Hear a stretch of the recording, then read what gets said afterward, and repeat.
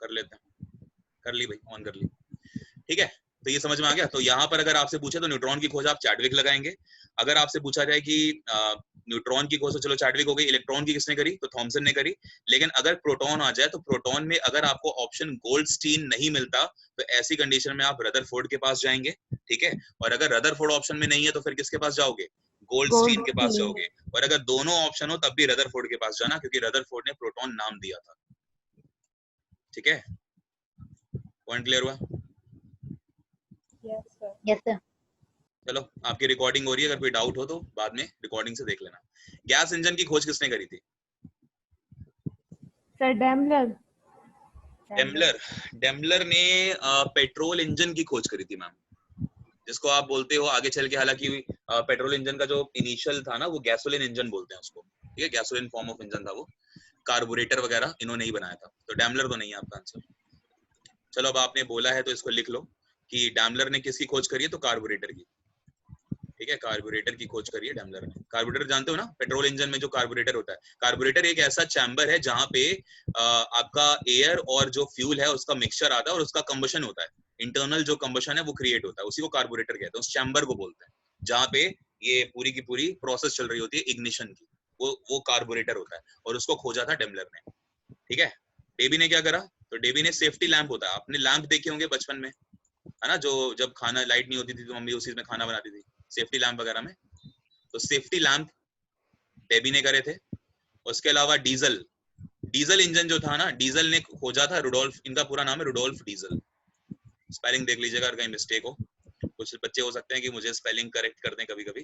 तो Rudolf diesel जो हैं, इन्होंने डीजल इंजन की खोज करी। जिस तरह से यहाँ पे डीजल नाम लिखा हुआ है तो आप बड़े आराम से समझ सकते हो कि डीजल ने डीजल इंजन की खोज करी थी, ठीक है। अब एक ही ऑप्शन बच गया आपके पास, वो कौन है, चार्ल्स। तो आपका आंसर होगा चार्ल्स, चार्ल्स ने करी थी।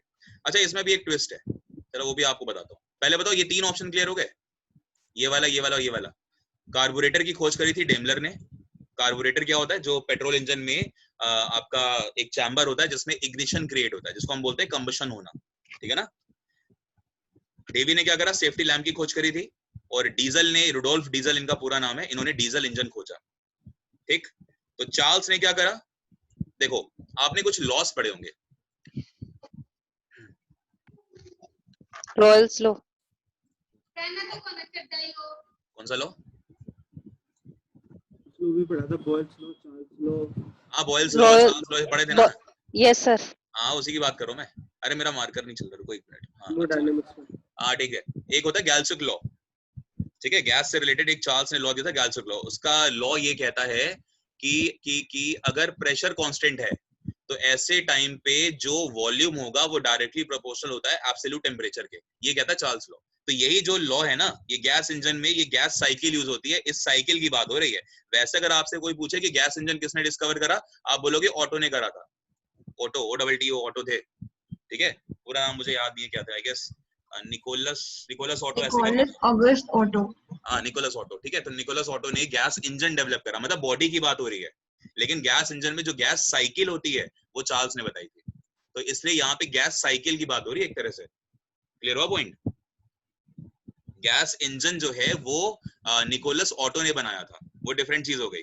लेकिन जो इस इंजन के अंदर जो साइकिल यूज हो रही है, मतलब जो केमिकल साइकिल है, वो बताई थी चार्ल्स ने, जिसको आप गैल्सुक लॉ पढ़ते हो कि कांस्टेंट प्रेशर के ऊपर, प्रेशर को कांस्टेंट होना जरूरी है। अगर प्रेशर कांस्टेंट नहीं करोगे तो ये भाग जाएगा temperature.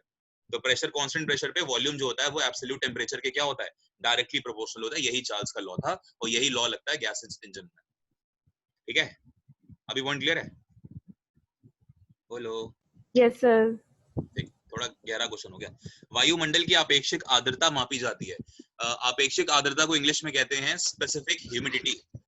Hygrometer. Hygrometer sir. Hygrometer, hygrometer ये वाला ऑप्शन नंबर बी, हाँ सही है। हाइग्रोमीटर से नापते हैं। अच्छा हाइड्रोमीटर से क्या करते हो फिर?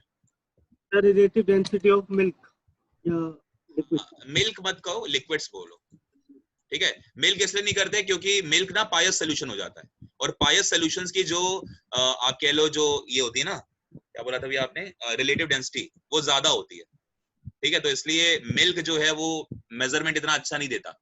लेकिन आप ये बोलो कि जो लिक्विड्स हैं जो पायस में नहीं आ रहे, वो सारे के सारे लिक्विड्स की जो आपकी ये होती है रिलेटिव डेंसिटी, उसको मेजर करते हो आप हाइड्रोमीटर से, ठीक है। सर बारिश को मापते हैं ना हाइड्रोमीटर से ही, किससे क्या? हाइड्रोमीटर से बारिश को मापते हैं ना, बरसात वो रेन रेन को। गेज होता है, गेज होता है, रेन गेज। हाइड्रोमीटर नहीं होता मैम, वो रेन गेज होता है, ठीक है। रेन को मेजर करने वाला इंस्ट्रूमेंट रेन गेज, ठीक है। पोटेंशियोमीटर से क्या करते हो? देखो आंसर तो आपका बी था, पोटेंशियल मापते हैं। Potential difference. हाँ, पोटेंशियल डिफरेंस Yes, निकालते हो आप दो पॉइंट्स के potential बीच में। difference. जैसे मान के चलो एक रेजिस्टेंस ये लगा हुआ है, ठीक है, यहाँ पे कोई बैटरी लगी हुई है या कोई सेल लगा हुआ है, मान के चलो पॉजिटिव नेगेटिव, हमेशा पॉजिटिव टर्मिनल से करंट निकलेगी आगे जाएगी। यहाँ पे मान के चलो कि यहाँ पर मैंने वोल्ट मीटर लगा दिया। वोल्ट मीटर कभी भी कोई पूछे कैसे लगाते हो, पैरेलल में कि सीरीज में, सर्किट में? हाँ, वोल्ट मीटर parallel. सर्किट में हमेशा पैरेलल में लगता है, और एमीटर जो होता है जो करंट को मेजर करेगा वो Series में। हमेशा सीरीज में लगेगा। किसी भी सर्किट को उठा लो, हमेशा ध्यान रखना, ठीक है ना। और घरों में जो वायरिंग होगी वो भी पैरेलल में ही होगी। ये सब कुछ चीजें हैं, याद रखिए। तो ये देखो, ये जो पोटेंशियोमीटर है ना वो ये लगा हुआ है, तो ये पोटेंशियोमीटर क्या करेगा, ये पॉइंट है एक और एक पॉइंट है ये, तो दो पॉइंट्स के बीच में अगर कभी टर्मिनल वोल्टेज निकालनी है या फिर कह लीजिए पोटेंशियल डिफरेंस निकालना है, तो उसके लिए पोटेंशियोमीटर का यूज होता है, ठीक है। पोटेंशियोमीटर वो होता है जिसमें रेजिस्टेंस, 3 रेजिस्टेंस लगे होते हैं। खैर चलो इतनी डिटेल में मत जाओ। लैक्टोमीटर क्या होता है? मिल्क की अगर आपको प्योरिटी नापनी है, मिल्क की शुद्धता, प्योरिटी ऑफ मिल्क को मेजर करना है, तो लैक्टोमीटर होता है। और वैसे भी लैक्टो वर्ड आप जानते हो मिल्क के लिए आता है, Yes, sir. ठीक है। तो आंसर आपका यहाँ पे हाइग्रोमीटर, स्पेसिफिक ह्यूमिडिटी मेजर करते हैं हाइग्रोमीटर से, ठीक है। आगे बढ़े, अगला क्वेश्चन। जब किसी बोतल में पानी भरा जाता है और उसे जमने दिया जाता है तो बोतल टूट जाती है, क्यों? सर वॉल्यूम बढ़ जाता है, वॉल्यूम बढ़ जाता है किसका? बोतल पानी का? जम पानी का? जब पानी जमता है जब पानी जमता पानी है का। तो वॉल्यूम बढ़ जाता है पानी का, बोतल का तो नहीं बढ़ता। नहीं, देखो ये तो आपको पता ही है, अगर मान के चलो कुछ एग्जांपल हम ऐसा ले लें, ठीक है, तो इसके अंदर अगर लिक्विड है तो लिक्विड में अपना क्या होगा, लिक्विड में अपना एक वॉल्यूम होगा। लेकिन जब स्टेज चेंज होती है, यानी कि अगर हम स्टेट की बात करें, लिक्विड स्टेट है, लिक्विड स्टेट से अगर वो जा रहा है सॉलिड में, तो जब स्टेट चेंज हो रही होती है तो ऐसे में वॉल्यूम जो होता है वो इंक्रीज हो रहा होता है। समझ में आया? वॉल्यूम क्या हो रहा होगा? इंक्रीज हो रहा होगा। तो लिक्विड जो अंदर भरा हुआ है वो पानी था अभी, और जब वो पानी बर्फ बन रहा होगा तो बर्फ बनते ही उसका वॉल्यूम इंक्रीज हो जाएगा। लेकिन क्योंकि बॉटल का जो वॉल्यूम है वो तो कांस्टेंट है, लेकिन पानी का जो वॉल्यूम है वो इंक्रीज, वो क्या हो रहा है, वो बढ़ रहा है, तो इसीलिए बोतल क्रैक हो जाती है, फट जाती है। तो यानी कि पानी जमने पर फैलता है बोतल। हिमांक क्या होती है? हिमांक को बोलते हैं फ्रीजिंग पॉइंट, ठीक है, हिमांक को फ्रीजिंग पॉइंट बोलते हैं। बोतल के बाहर का तापक्रम अंदर से ज्यादा होता है, कुछ नहीं होता ऐसा, पानी गर्म करने पे फैलता होता है। ठीक, आंसर क्या होगा? ऑप्शन नंबर ए, पानी जमने पर क्या होता है, फैलता है, मतलब पानी जमने पर उसके वॉल्यूम इंक्रीज हो जाता है। इंक्रीज इसलिए होता है बिकॉज यहाँ पे क्या चीज आएगी, latent heat of solidification, latent heat of solidification होती है जो यहाँ पे पिक्चर में आती है, ठीक है, वॉल्यूम को बढ़ाने के लिए। क्लियर हो गया पॉइंट? बढ़े आगे। चलो आगे चलते हैं। निम्नलिखित में से कौन सा मूल तत्व है, यानी कि जो फंडामेंटल एलिमेंट है उसकी बात हो रही है। फंडामेंटल एलिमेंट कौन सा होता है? फंडामेंटल एलिमेंट का मतलब जो सिर्फ एलिमेंट फॉर्म में, कंपाउंड ना हो कोई। डायमंड। The diamond. नहीं भैया, सुनो तो मैंने क्या बोला, पहले ये बताओ फंडामेंटल एलिमेंट क्या होता है? जो मतलब नेचुरली पाया जाता है, मतलब derived ना हो। जो नेचुरल में पाया, नेचर में पाया जाता है, नेचुरल। तो डायमंड घर में बनाते हो क्या अपने? संगमरमर घर में बनाते हो? रेत घर में बनाते हो? नेचर में ही पाई जाती है। कैसी बात कर रहे हो यार, गंदी बात, गंदे बच्चे। देखो, फ्री एलिमेंट का मतलब होता है, या फिर फंडामेंटल एलिमेंट का मतलब होगा कि वो ना तो किसी मिक्सचर फॉर्म में हो, ना तो वो किसी कंपाउंड फॉर्म में, ठीक है ना। अब आप देखो शक्कर, शक्कर का फॉर्मूला क्या होता है? कोमल जी बताएंगी शक्कर का फॉर्मूला क्या होता है, और कोई नहीं बोलेगा जी। पढ़ाया है न्यूट्रिशंस हैं? नहीं पता मुझे। किरण सोनी जी, नहीं पता सर। गुंजन जी, A6S12O6। गलत। एकता जी, सर नहीं। नहीं पता। श्वेता जी, नहीं है, अच्छा पता ही नहीं है। C12 H22 O11। O11। Sucrose खाते हो, ग्लूकोज नहीं खाते हो? मालिक कितनी बार बताएं? सुक्रोज खाते हो आप लोग, table sugar is known as sucrose, तो ये सुक्रोज होती है जो आप खाते हो, ग्लूकोज नहीं खाते। C12H22O11 याद आया कुछ? कभी कुछ साल पहले पढ़ा था, है ना? बहुत साल पहले सर। बहुत साल पहले, हाँ वो तो देखिए ना है। अक्सर लोग गलत करते हैं यार ये चीज, शक्कर को आप लोग C6H12O6 ही बोलते हो, बट ध्यान रखो ये होती है, ठीक है? सुक्रोज खाते हो आप, ठीक है ना? अच्छा, संगमरमर क्या होता है? CaCO3, कैल्शियम कार्बोनेट को बोलते हैं संगमरमर, तो ये भी कंपाउंड है। हीरा, हीरा भी आप जानते हो कार्बन का बहुत ही कॉम्प्लेक्स फॉर्म होता है। लेकिन रेत, रेत तो सिर्फ सिलिका है ना, बताइए? हालांकि कभी कभी सिलिकॉन ऑक्साइड आ जाता है, लेकिन रेत यहाँ पे सिलिका जो है ना वो एलिमेंट की फॉर्म में आपको मिल रही है, इसलिए हम यहाँ पे बात कर रहे हैं सिलिका की। क्लियर है? तो बेस्ट आंसर जो इन चारों में है ना वो सिलिका लगा दीजिए, क्योंकि रेत आपको फ्री एलिमेंट की फॉर्म में मिल जाती है। हालांकि ऑक्सीजन का कंपाउंड होता है, ठीक है ना, बट फिर भी अब क्या करें, आपको बेस्ट लगाना है तो रेत ही लगाओगे आप। अभी ठीक है? तो डायमंड क्यों है फिर? जब डायमंड इसलिए नहीं है क्योंकि मैम कार्बन का फॉर्म होता है ना, कॉम्प्लेक्स स्ट्रक्चर है कार्बन का, ठीक है? इसलिए कॉम्प्लेक्स की टेट्राहेड्रल जब स्ट्रक्चर बनती है, और टेट्राहेड्रल स्ट्रक्चर बनने का मतलब कार्बन जो है वो हाइड्रोजन के साथ बॉन्डिंग कराता है बहुत गंदी वाली, तब जाके ये टेट्राहेड्रल स्ट्रक्चर बनता है। और अल्फा की जो वैल्यू जाएगी वो लगभग आई गेस 32 डिग्री से कम की होती है, जो क्रिटिकल एंगल होता है अल्फा डिग्री। तो वो सब चीजें नहीं लेते इसलिए हीरे को, रेत लेते हैं, ठीक है? बोलो, समझ में आया? Yes sir. इसका आंसर हम स्ट्रक्चर की बात हो रही है। हाँ बोलो बोलो, क्या कह रहे हो? पूछ इसका लो, कोई आंसर डाउट है? हम सैंड लगाएंगे, रेत सैंड लगाएंगे। लगाओ, सैंड, सैंड ही लगाना, रेती होगा आंसर। जीव विज्ञान अध्ययन करता है बायो, जीवित और मृत जानवरों दोनों का। मृत का भी करता है पक्का? अच्छा एक बात बताओ, जब बायो पढ़ते हो तो बायो में जो सिस्टम पढ़ते हो वो सब लिविंग के लिए पढ़ते हो या नॉन लिविंग के लिए भी पढ़ते हो? लिविंग। तो केवल जीवित प्राणियों का अध्ययन होता है बायोलॉजी, याद रखिए। बायो में कभी भी मृत प्राणी नहीं आते, ठीक है? उनका अध्ययन नहीं करते हम, जीवित प्राणियों का अध्ययन ही है बायो। अरे बायो का मतलब ही लाइफ है यार, लाइफ की स्टडी। लाइफ किस में होगी, जीवित में या मरो में? वो जीवित में। बैक्टीरिया को देखा जाएगा, मैं आपको इसके इंग्लिश में बता देता हूँ, खाली जो आप जानते हो नेकेड आइज की बात हो रही है। कंपाउंड, ये जो खुर्दबीन है ना इसको माइक्रोस्कोप बोलते हैं, तो कंपाउंड माइक्रोस्कोप, हाँ तो कंपाउंड के थ्रू देखते हैं। Option number B will be the answer, compound microscope से देखते हैं, ठीक है? आगे बढ़े, क्वेश्चन नंबर 8। 7 का बी सर। 7 का मैम बी, हाँ जी। 8 का रेटिना पर जो चित्र बनता है वो कैसा बनता है? Real and inverted. Real and inverted. अच्छा यस सर। देखो सही है। अगर मैं कुछ चीजें बताता हूँ, जैसे मान के चलो ये एक कैंडल है, एक मिनट, ये इतनी बड़ी एक कैंडल है। तो जब इस कैंडल की मान के चलो अगर इमेज बननी है रेटिना के थ्रू, अब इसको जूम करोगे कुछ कैंडल टाइप्स की कुछ है या कोई एरो है, तो जब इसकी इमेज बनेगी ना तो ऐसी बनेगी। पहली बात, बस ये अगर आपको फिगर याद हो गया तो आप बड़े आराम से आंसर कर लोगे। पहले बताओ ये फिगर छोटा बना, ये इमेज बनी है रेटिना के ऊपर, तो छोटी बन रही है ना। तो पहला आपने क्या देखा, पहला आपने देखा कि स्मॉल होगी यानी कि छोटी होगी। दूसरा आपने क्या देखा, उल्टी बन रही है, देख रहे हो? दूसरी क्या बन रही है इमेज, उल्टी तो बन रही है, एक तरह से रिवर्स बन रही है। इसके अलावा क्या होगा, ये इमेज जो होती है कैसी होती है, रियल होती है। रियल का मतलब जैसी इमेज ये है वैसी ही इमेज बनी, बस छोटी तो बनी, तो रियल भी होती है, ठीक है? उल्टी को इन्वर्टेड कहते हैं एक तरह से, तो रियल, इन्वर्टेड और स्मॉल। तो ये 3 याद रखो, जहां पर आपको मिल जाए वो अपना आंसर लगा दो। कहां पर है? वस्तु के बराबर तो हो नहीं सकती, काट दो। वस्तु से छोटी होती है, वस्तु छोटी होती है, वस्तु के बराबर नहीं होगी। वस्तु से छोटी और सीधी, सीधी भी नहीं बनती, काट दो, उल्टी बनेगी, सी लगाओ, ठीक है? तो याद रखेंगे रियल, इन्वर्टेड एंड साइज क्या होगा, छोटा होगा ओरिजिनल से।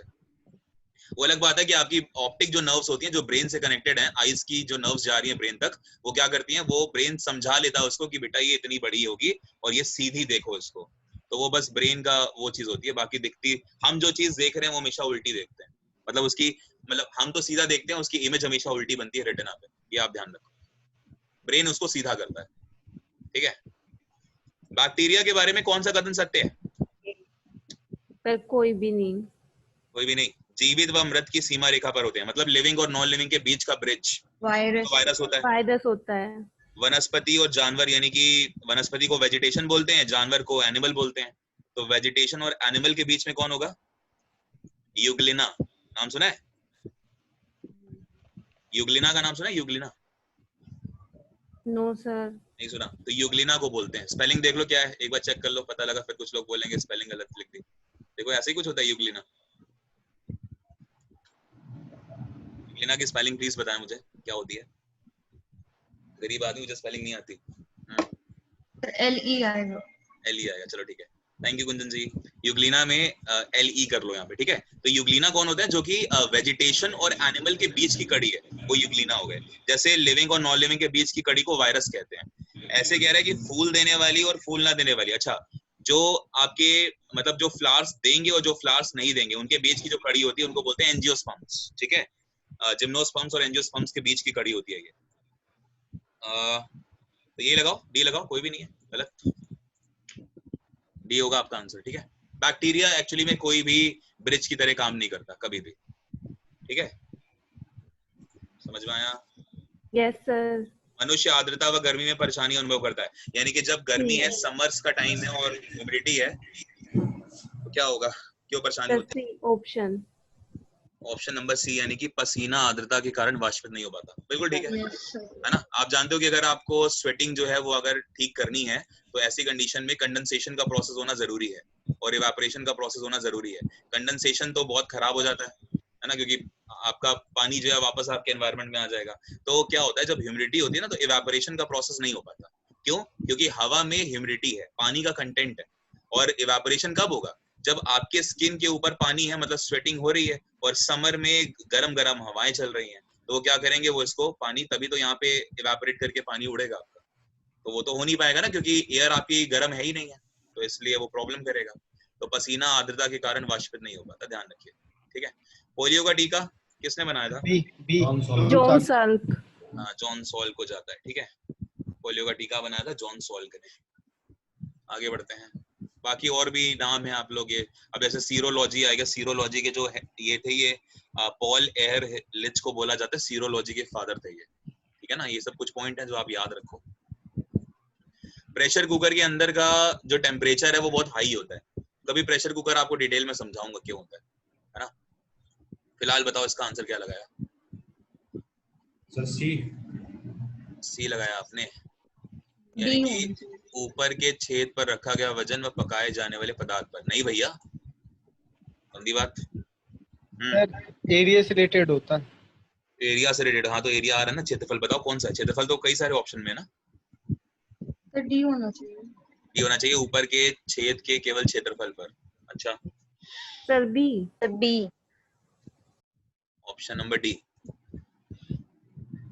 बी। पहली बात तो देखो, बी तो काट दो, क्योंकि बी में मटेरियल की बात हो रही है, तो मटेरियल तो आएगा नहीं। अरे हम चावल पकाएं या हम जो है कुछ भी पकाएं, वो कंसेप्ट तो एक ही होगा ना यार। कंसेप्ट थोड़ी चेंज हो जाएगा, चावल के अलग और किसी दूसरी चीज के लिए अलग, तो ऐसा तो होता नहीं है। अब बस एक चीज ये देख लो कि ऊपर पर रखा गया वजन और यहाँ पे वजन नहीं है, यानी कि वेट की भी बात कर। एक बात बताओ, इतना बड़ा कुकर, ठीक है, और इतनी सी सीटी, इतना छोटा सा कुकर और इतनी सी सीटी, ठीक है। सेकंड वाले केस में सीटी का एरिया बढ़ा दिया मैंने, यानी कि वॉल्व का एरिया बढ़ा दिया मैंने, ठीक है। और फर्स्ट वाले में एरिया कम है। अब बताइए ज्यादा जल्दी खाना किसमें पकेगा? सर फर्स्ट में। Sir first. खाना पकना किस बात पे डिपेंड करता है?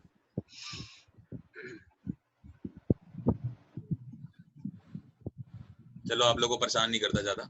एरिया और प्रेशर में, एरिया कम होगा तो प्रेशर ज्यादा होगा, एरिया कम होगा तो प्रेशर ज्यादा होगा। देखो एक फॉर्मूला होता है P = F/A, ठीक है। न्यूटन बहुत गंदे गंदे काम करके गया है, ऊपर से उसके बाद आर्किमिडीज ने जो रही सही कसर थी वो भी उसने पूरी कर दी। तो P = F/A होता है। जहां पर एरिया ज्यादा होगा वहां पे प्रेशर कम डेवलप होगा, ये चीज आप ध्यान रखें, ठीक है ना। और अगर प्रेशर कम है तो काम खराब हो जाएगा, बिकॉज हमें प्रेशर ज्यादा चाहिए। कहाँ का? अंदर का। तो अगर अंदर का प्रेशर हमें ज्यादा चाहिए तो फिर एरिया को क्या करना पड़ेगा? कम करना पड़ेगा, है ना।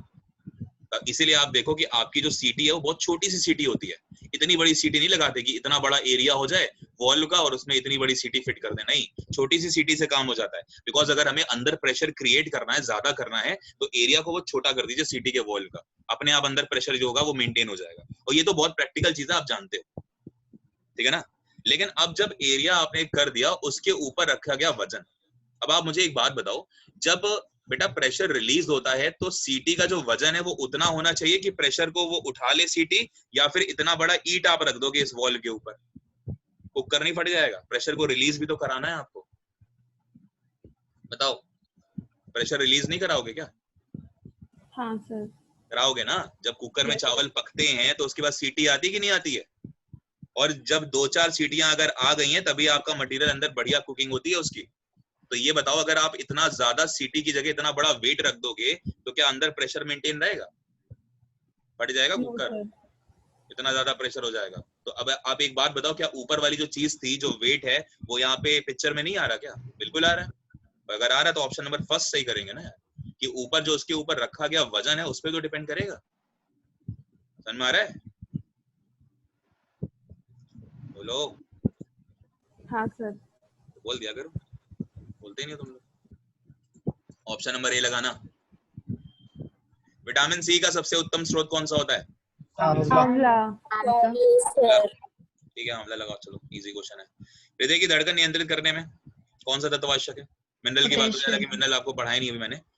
पोटेशियम। ठीक है, आंसर क्या होगा आपका? Potassium.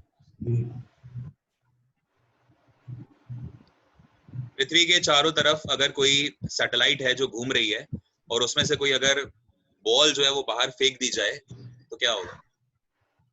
Sir D. D. D. याद रखो, जब भी कोई सैटेलाइट घूम रहा होता है ना, तो पहली बात वो अपने ऑर्बिट में आने के साथ साथ किसी ना किसी पर्टिकुलर ना, आप कह लो, ऑब्जेक्ट को मूव के चारों तरफ रिवॉल्यूट कर रहा होता है। ये चीज आप ध्यान रखो। जैसे अगर अर्थ की जितने भी सैटेलाइट है, भले वो वेदर सैटेलाइट्स हो, ठीक है, भले वो दुश्मन की जो धरती है उस पर नजर रख रही हो, कुछ भी हो, किसी भी रीजन के लिए हमने सैटेलाइट अगर लॉन्च कर रखे हैं तो हमेशा अर्थ के ऑर्बिट में लॉन्च करते हैं उसको, हमेशा ध्यान रखना। सैटेलाइट का अपना खुद का ऑर्बिट नहीं है, सैटेलाइट हमेशा अर्थ के ऑर्बिट में जाएगी, और अगर जिस ऑर्बिट में आप उसको लॉन्च कर दोगे, उस ऑर्बिट के जो टाइम पीरियड होगा उसी के अकॉर्डिंग वो घूमती रहेगी। टाइम पीरियड मतलब आवर्तकाल, ठीक है। तो पृथ्वी के परितः उपग्रह के समान आवर्तकाल में उसी कक्षा में घूमती रहेगी, यानी कि जो पृथ्वी की कक्षा है, पृथ्वी का जो ऑर्बिट है, उसी में घूमती रहेगी। तो चाहे बॉल फेंको, चाहे कुछ भी करो, ऐसे घूमती रहेगी हमेशा, ठीक है। बाकी तो गलत है, कभी गिरती नहीं है पृथ्वी पे, कुछ भी नहीं होता। साबुन के बुलबुले के अंदर का दाब कैसा होता है? दाब से अधिक। एटमॉस्फेरिक प्रेशर से ज्यादा होगा अंदर, पक्का। मतलब ये बात हुई, जैसे मान के चलो अगर ये सरफेस है, ये बुलबुला ऐसे उड़ गया, ठीक है। अब आपसे कह रहा है कि इसके अंदर का जो प्रेशर है, और एक प्रेशर यहाँ होगा जो कि बाहर होगा, एटमॉस्फेरिक प्रेशर होगा बाहर, और ये प्रेशर है बुलबुले के अंदर का, इसको हमने बी लिख दिया, ठीक है, प्रेशर ऑफ बुलबुला। अब आपसे कह रहा है कि प्रेशर ऑफ बुलबुला और प्रेशर जो बाहर का है, उन दोनों में क्या डिफरेंस है, या फिर किस तरह से आप इसको जज करेंगे? बोलिए, अंदर प्रेशर कैसा होगा? आधा लगा रहा है। देखो, याद रखना, अगर दोनों प्रेशर सेम हो गए तो बुलबुला कभी फॉर्म नहीं होगा, पहला पॉइंट। अगर बुलबुला फॉर्म करना है तो एटमॉस्फेरिक प्रेशर के ऊपर प्रेशर होना जरूरी है, पहला पॉइंट समझ में आ गया आपको। और अगर दोनों के प्रेशर सेम है तो कभी भी बुलबुला फॉर्म नहीं होगा, पॉइंट क्लियर करो। दूसरी बात, ये जो प्रेशर होता है ना, ये स्लाइटली इंक्रीजिंग प्रेशर होता है, ये ध्यान रखना। पहले बुलबुला छोटा होगा, फिर बड़ा होगा, फिर बड़ा होगा, फिर बड़ा होगा, और एक टाइम ऐसा आएगा कि उसकी मेम्ब्रेन उस प्रेशर को नहीं झेल पाएगी और बर्स्ट कर जाएगा, ठीक है ना। तो ऑब्वियस सी बात है, बुलबुले के अंदर का जो प्रेशर होता है वो एटमॉस्फेरिक प्रेशर से ज्यादा होना जरूरी है, और ज्यादा होगा तभी बुलबुला फॉर्म होगा, कम होगा या फिर बराबर होगा तो बुलबुला बनेगा ही नहीं। ऑप्शन नंबर ए लगाएं, ठीक है। Yes sir. धूप के चश्मे की पावर जीरो, कोई पावर नहीं होती, ठीक है। उसके बाद आपसे कह रहा है कि मृग तृष्णा, यानी कि जो मिराज इफेक्ट होता है, उसका कारण reflection, total internal reflection B, पूर्ण आंतरिक परावर्तन का। तो 17 क्या 17 का सर एक बार बताना, रिपीट कर। 0 धूप के चश्मे की मैम कोई पावर नहीं होती, ठीक है, 0 डायोप्टर। चश्मे की जो पावर होती है वो डायोप्टर में नापते हैं, यूनिट है, पावर की यूनिट डायोप्टर में जाती है, ये कौन सी पावर है? ये आई साइट्स की पावर की बात हो रही है, ये इलेक्ट्रिसिटी वाली पावर नहीं है, उसकी तो वॉट होती है ना, जूल पर सेकेंड या वॉट। चलिए मिराज इफेक्ट। अच्छा मिराज इफेक्ट बताऊं क्या क्या होता है? सर ये परिवर्तन और अपवर्तन थोड़ा बता दो कि याद नहीं आ रहा कि क्या होता है इसके अंदर, रिफ्लेक्ट करता है या आता है। चलो पहले आपको ऑप्शन बता देता हूँ मैं एक बार।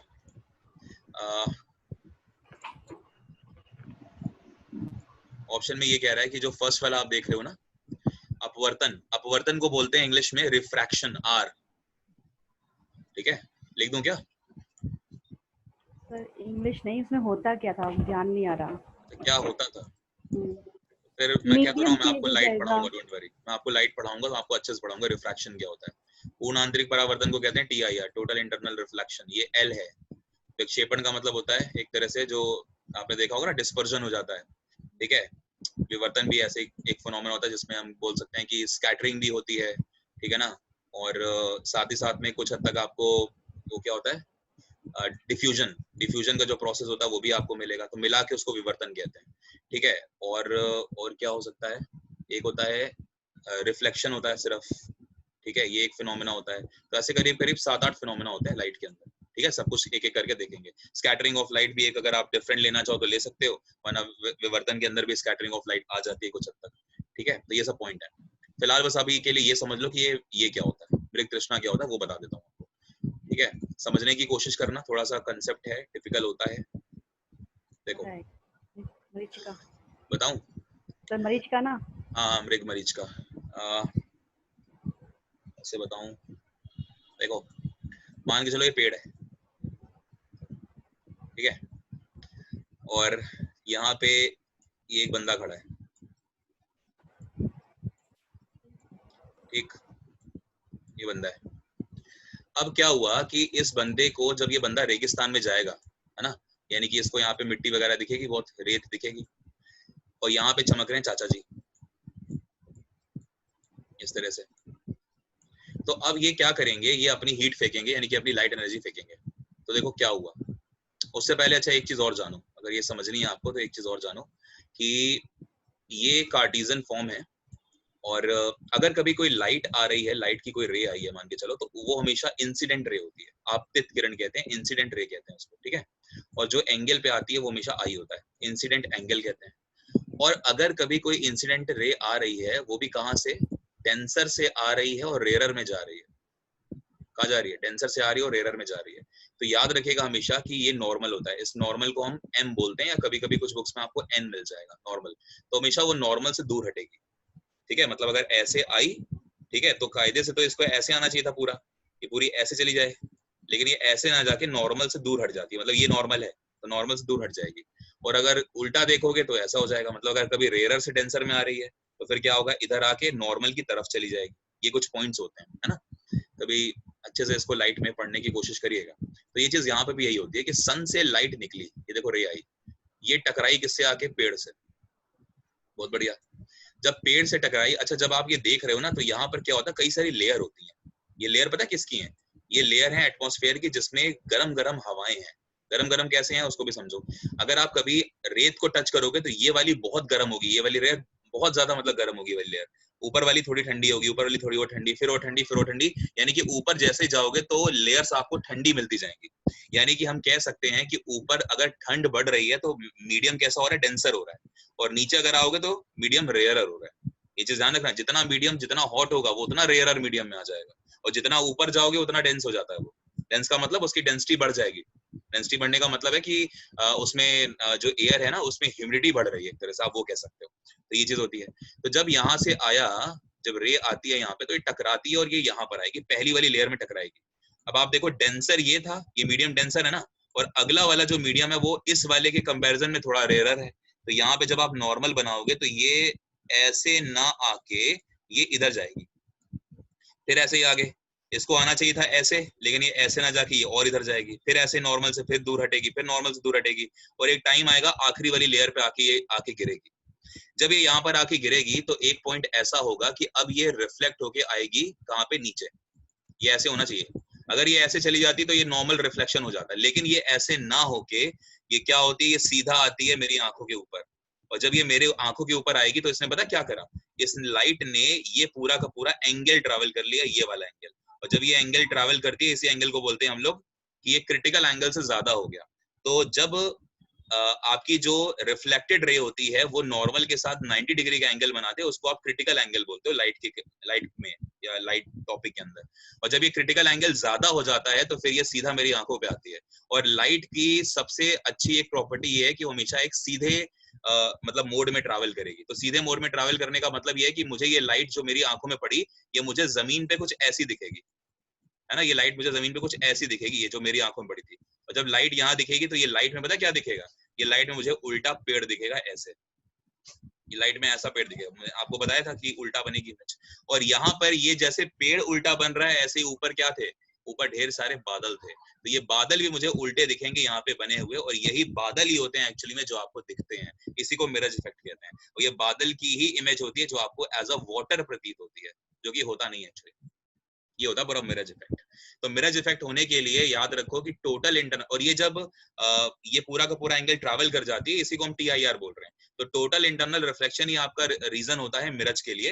लेकिन मिराज से पहले मतलब TIR से पहले भी काम क्या होगा कि रिफ्रैक्शन होना जरूरी है, ठीक है। तो रिफ्रैक्शन जब होगा उसके बाद TIR आता है, लेकिन मेजर जो रीजन है वो TIR ही होता है। तो इसलिए आप अपना आंसर जब लगाओगे तो अगर आपको सिर्फ TIR मिल रहा है और अगर आपको एक ऑप्शन में मिल रहा है रिफ्रैक्शन प्लस TIR, ये दोनों अगर आपको मिल रहे हैं तो आपका बेस्ट आंसर ये वाला होता है, जिसमें रिफ्रैक्शन भी होगा और TIR भी होगा। रिफ्रैक्शन इसलिए क्योंकि मोड चेंज हो रहा है, मीडियम चेंज हो रहे हैं, डेंसर से रेयरर में जा रहे हो, ठीक है। कुछ समझ में आया? ये बताओ। कुछ आ गया Yes, सर। आया सर, कुछ आया। चलो कोई नहीं, फिर वही है ना, फिर अच्छे से, क्योंकि आपको ना ये कंसेप्ट नहीं पता अभी, ये वाला डेंसर और एरर वाला, बट जिनको पता होगा शायद वो थोड़ा रिलेट कर पाए होंगे।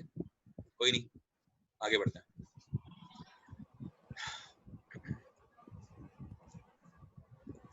वही है ना, काफी फिर टाइम चला जाता है। खतरों के जो संकेत होते हैं, यानी कि जो आपने देखा होगा बोर्ड जो लगे होते हैं, कौन से कलर के होते हैं? लाल कलर के। रेड कलर क्यों होते हैं रेड कलर के? का वेवलेंथ ज्यादा होता है उनका। सर 18 का आंसर क्या है? 18 का आंसर है मैम पूर्ण आंतरिक परावर्तन, यानी कि total internal reflection. Okay sir. ठीक है, हाँ जी। 19 का बताइए। रेड कलर का वेवलेंथ ज्यादा होता है इसलिए स्कैटर कम होता है, कम कर रहा हूँ। हाँ जी, कितना होता है पता है? मतलब किस चीज पे डिपेंड करता है ये? चलो मैं आपको बता देता हूँ। ये बात तो आपने बिल्कुल मतलब एकदम सही कही है कि जो वेवलेंथ होती है ना, वेवलेंथ अलग होती है और स्कैटरिंग, मतलब अगर वेवलेंथ ज्यादा है तो उस कलर की स्कैटरिंग उतनी कम होगी। और याद रखिएगा कि जो स्कैटरिंग होती है वो वेवलेंथ की पावर 1/4 के बराबर होती है, पावर। ठीक है, हमेशा ध्यान रखो, ये क्वेश्चन कभी अगर आ जाए कि वेवलेंथ जितनी है तो वेवलेंथ की पावर 1/4 कर दीजिए, उतनी स्कैटरिंग होगी। और लाल कलर की स्कैटरिंग सबसे कम होती है क्योंकि उसकी वेवलेंथ बहुत ज्यादा होती है, इसीलिए वो कभी भी स्कैटर नहीं कर पाता रेड कलर। इसीलिए विबग्योर में लास्ट में आर है और आर के ही बनाए जाते हैं ये, ठीक है ना। और सुनो, कभी रोड पे चलते हुए देखा है? टिमटिमाती रहती है रोड पूरी पूरी, ऐसे ऐसे देखा होंगे कभी, रोड के ऊपर चमकते रहते हैं, देखें? बोलो, इस तरह के स्क्वायर बॉक्स लगे होते हैं रोड के ऊपर, जब आप जा रहे हो हाईवे पे या फिर कभी रोड पे तो आपको येलो कलर के सर। एक रेड कलर का देखा होगा, दूसरे कौन से कलर का देखा है? येलो। है ना। और ऑरेंज जो है वो इसलिए नहीं दिखाते बिकॉज वो कहीं ना थोड़ा सा कलर डिफरेंट हो जाता है, तो इसीलिए येलो और रेड बनाते हैं क्योंकि यहाँ पे आ जाता है विबग्योर, है ना, YOR। तो ऑरेंज कलर जो है वो इतना हमारी आंखों के लिए यूजफुल नहीं है, बट Y और R के बनते हैं इसलिए, ठीक है। और वाई कलर में वो डिजाइन करते हैं और वो चमकता है रेड कलर में, और रेड कलर में चमकने का वही चीज है ना, एक तरह से कि आपको दिख जाए दूर से, बाकी और कोई बात नहीं है। चलते हैं आगे, नेक्स्ट क्वेश्चन। आंसर बी है इसका। हाँ, इसका आंसर होगा हवा द्वारा इसका अवशोषण सबसे कम होता है, कम ए रसायन होगा, ए। सर ए ना, ए वाला ना, ए होगा, इसका प्रकीर्णन सबसे कम होता है, स्कैटरिंग सबसे कम होती है। ए लगाया। ये या तो अगर ये नहीं होगा तो फिर ये लिखा होगा ऑप्शन में कि इसकी तरंग दैर्घ्य सबसे ज्यादा होती है, इसकी वेवलेंथ सबसे ज्यादा होती है, ठीक है। तो दोनों ऑप्शन लिख लीजिए कि रेड की वेवलेंथ सबसे ज्यादा होती है सातों कलर्स में, और इसका जो स्कैटरिंग है वो सबसे कम होता है सातों कलर में, सबसे ज्यादा फैलता है वॉयलेट कलर, ठीक है। आगे चलें। Yes sir. सबसे पुराना वेद कौन सा है? ऋग्वेद। ऋग्वेद जानते हैं आप लोग? हाँ, ऋग्वेद हो गया। ऋग्वेद अच्छा कौन से एरा में लिखा गया था? कोई अगर आपसे पूछे एरा का मतलब अर्ली वैदिक एरा या फिर पोस्ट वैदिक एरा, वैदिक एरा दो है ना, आर्यों के जो एज माना गया है, यानी कि आर्यों का जो समय है जिसको वैदिक एरा बोलते हैं, तो ये हमेशा याद रखिएगा प्री वैदिक एरा में लिखा गया था। प्री वैदिक एरा में सिर्फ एक लिखा गया, वो ऋग्वेद ही है, बाकी के जो 3 है ना वो पोस्ट वैदिक एरा में लिखे गए हैं। यानी कि एक होता है आर्यों से जो पहले वाला काल है वो, और एक है आर्यों के बाद वाला काल। तो आर्यों से पहले वाले काल में लिखा गया ऋग्वेद, ठीक है, यानी कि प्री वैदिक एरा। और पोस्ट वैदिक एरा में 3 लिखे गए, यजुर्वेद, सामवेद और अथर्ववेद। ओके, क्लियर है ना? अच्छा मुझे बताओ कौन सा इनमें से ऐसा वेद है जो जादू टोने का वेद है? कहते हैं कि जादू टोने का वेद सर अथर्ववेद अथर्ववेद को बोलते हैं। हाँ, मैजिक, जादू टोने वाला। मैजिक से रिलेटेड, यानी कि ब्लैक मैजिक से रिलेटेड जो वेद है, ये क्वेश्चन पूछा गया क्वेश्चन है कि जादू टोने का वेद किसे बोला जाता है, तो अथर्ववेद को बोलते हैं, है ना? क्वेश्चन आता है कि ऐसा कौन सा वेद है जिसमें कर्म कांड की बात करी गई है ना, यज्ञ वगैरह की बात करी गई है, कर्म कांड की बात करी गई है? यजुर्वेद। तो यजुर्वेद लिख लीजिए। यजुर्वेद में हाँ पूजा, कर्म कांड, ये सब की बातें यजुर्वेद में करी गई हैं। और सब म्यूजिक वगैरह सामवेद। हाँ, म्यूजिक को कौन सा वेद डेडिकेटेड है, मतलब म्यूजिक की बात कहाँ से निकलती है? सामवेद। ठीक है, तो ये कुछ पॉइंट्स याद रख सकते हैं। आगे बढ़े। उड़ीसा में कोणार्क मंदिर है, किसने बनवाया है? सर ए राजा नरसिंह देव फर्स्ट। हाँ, राजा नरसिंह देव फर्स्ट ने बनाया, ठीक है, ऑप्शन नंबर ए। और कोणार्क मंदिर, उड़ीसा के 1-2 टेम्पल और याद रखिए। बताइए कोई और टेम्पल है उड़ीसा के अंदर? कोणार्क मंदिर को ब्लैक पैगोडा भी बोलते हैं, ब्लैक पैगोडा बोलते हैं। जगन्नाथपुरी को व्हाइट पैगोडा कहते हैं। Black pagoda. एक नाम सुना होगा लिंगराज टेम्पल। सर ये भी उड़ीसा में भुवनेश्वर। ये भी एक काफी इंपॉर्टेंट मंदिर है जो कि कई बार पूछ लिया जाता है, ठीक है। हाँ, इसके लिए बताइए उड़ीसा के कुछ मंदिर अगर आपको याद हो तो। एक तो ये हो गया जगन्नाथपुरी। जगन्नाथपुरी, यस, जगन्नाथपुरी एक मंदिर काफी फेमस है ना, जहाँ पे 3 भगवान की पूजा होती है। 3 रथ यात्रा निकलती है। रथ यात्रा निकलती है। कौन कौन है, नाम क्या थे इनके? बलराम, सुभद्रा, कृष्ण और कृष्ण जो ब्लैक वाले कृष्ण है ना। Yes sir. और मतलब जो आई गेस उनको क्या बोलते हैं, बांके बिहारी, ऐसा कुछ ना? Yes sir. जी, चलिए।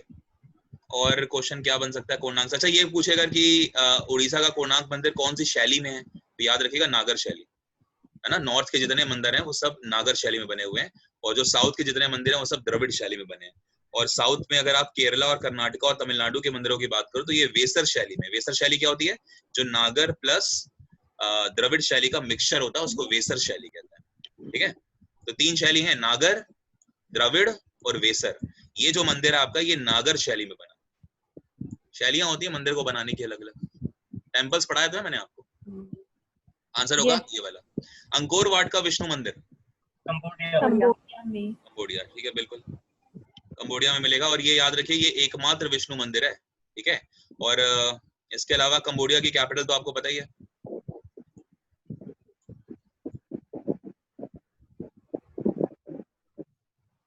ठीक है, नोमने, कंबोडिया। इसके अलावा अगला क्वेश्चन क्या बनेगा यहाँ से? महाराजा रणजीत सिंह की राजधानी पूछ रहा है, बताइए।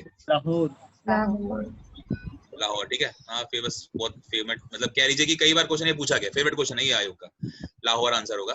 और एक चीज और याद रखिए कि एक वंश होता है, ठीक है, उस वंश का नाम क्या था?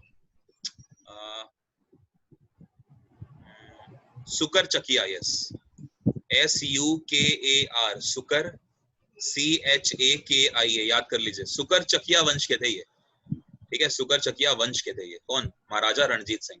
और इनकी जो राजधानी थी वो लाहौर थी, और आगे जाके लाहौर इन्होंने बांट दिया था 4 हिस्सों में, ठीक है। ये भी आप अगर कोई पूछे आपसे कि इनका जो पूरा एडमिनिस्ट्रेशन है वो कितने पार्ट में डिवाइड था, ठीक है, जिसमें से लाहौर तो भाई आपकी राजधानी हो गई, लेकिन इसके अलावा जो था लाहौर, लाहौर के साथ साथ मुल्तान, मुल्तान के साथ अगर आप बात करो कश्मीर, और कश्मीर के साथ साथ पेशावर।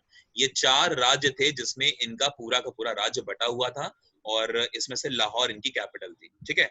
और आगे जाके आपने सुना होगा लॉर्ड डलहौजी की एक नीति आई थी, डॉक्ट्राइन ऑफ लैप्स, नाम सुना है? Doctrine of lapse. तो डॉक्ट्रिन ऑफ लैप्स के थ्रू पंजाब को ब्रिटिश एम्पायर में मिला लिया गया था, ठीक है। और ये कब मिलाया गया था? तो याद रखिएगा 1848 में मिलाया गया था, ठीक है, 1848 में पंजाब जो है वो महाराजा रणजीत सिंह से निकल के किसके पास चला गया? डलहौजी के पास चला गया, यानी कि ब्रिटिश एम्पायर का हिस्सा बन गया।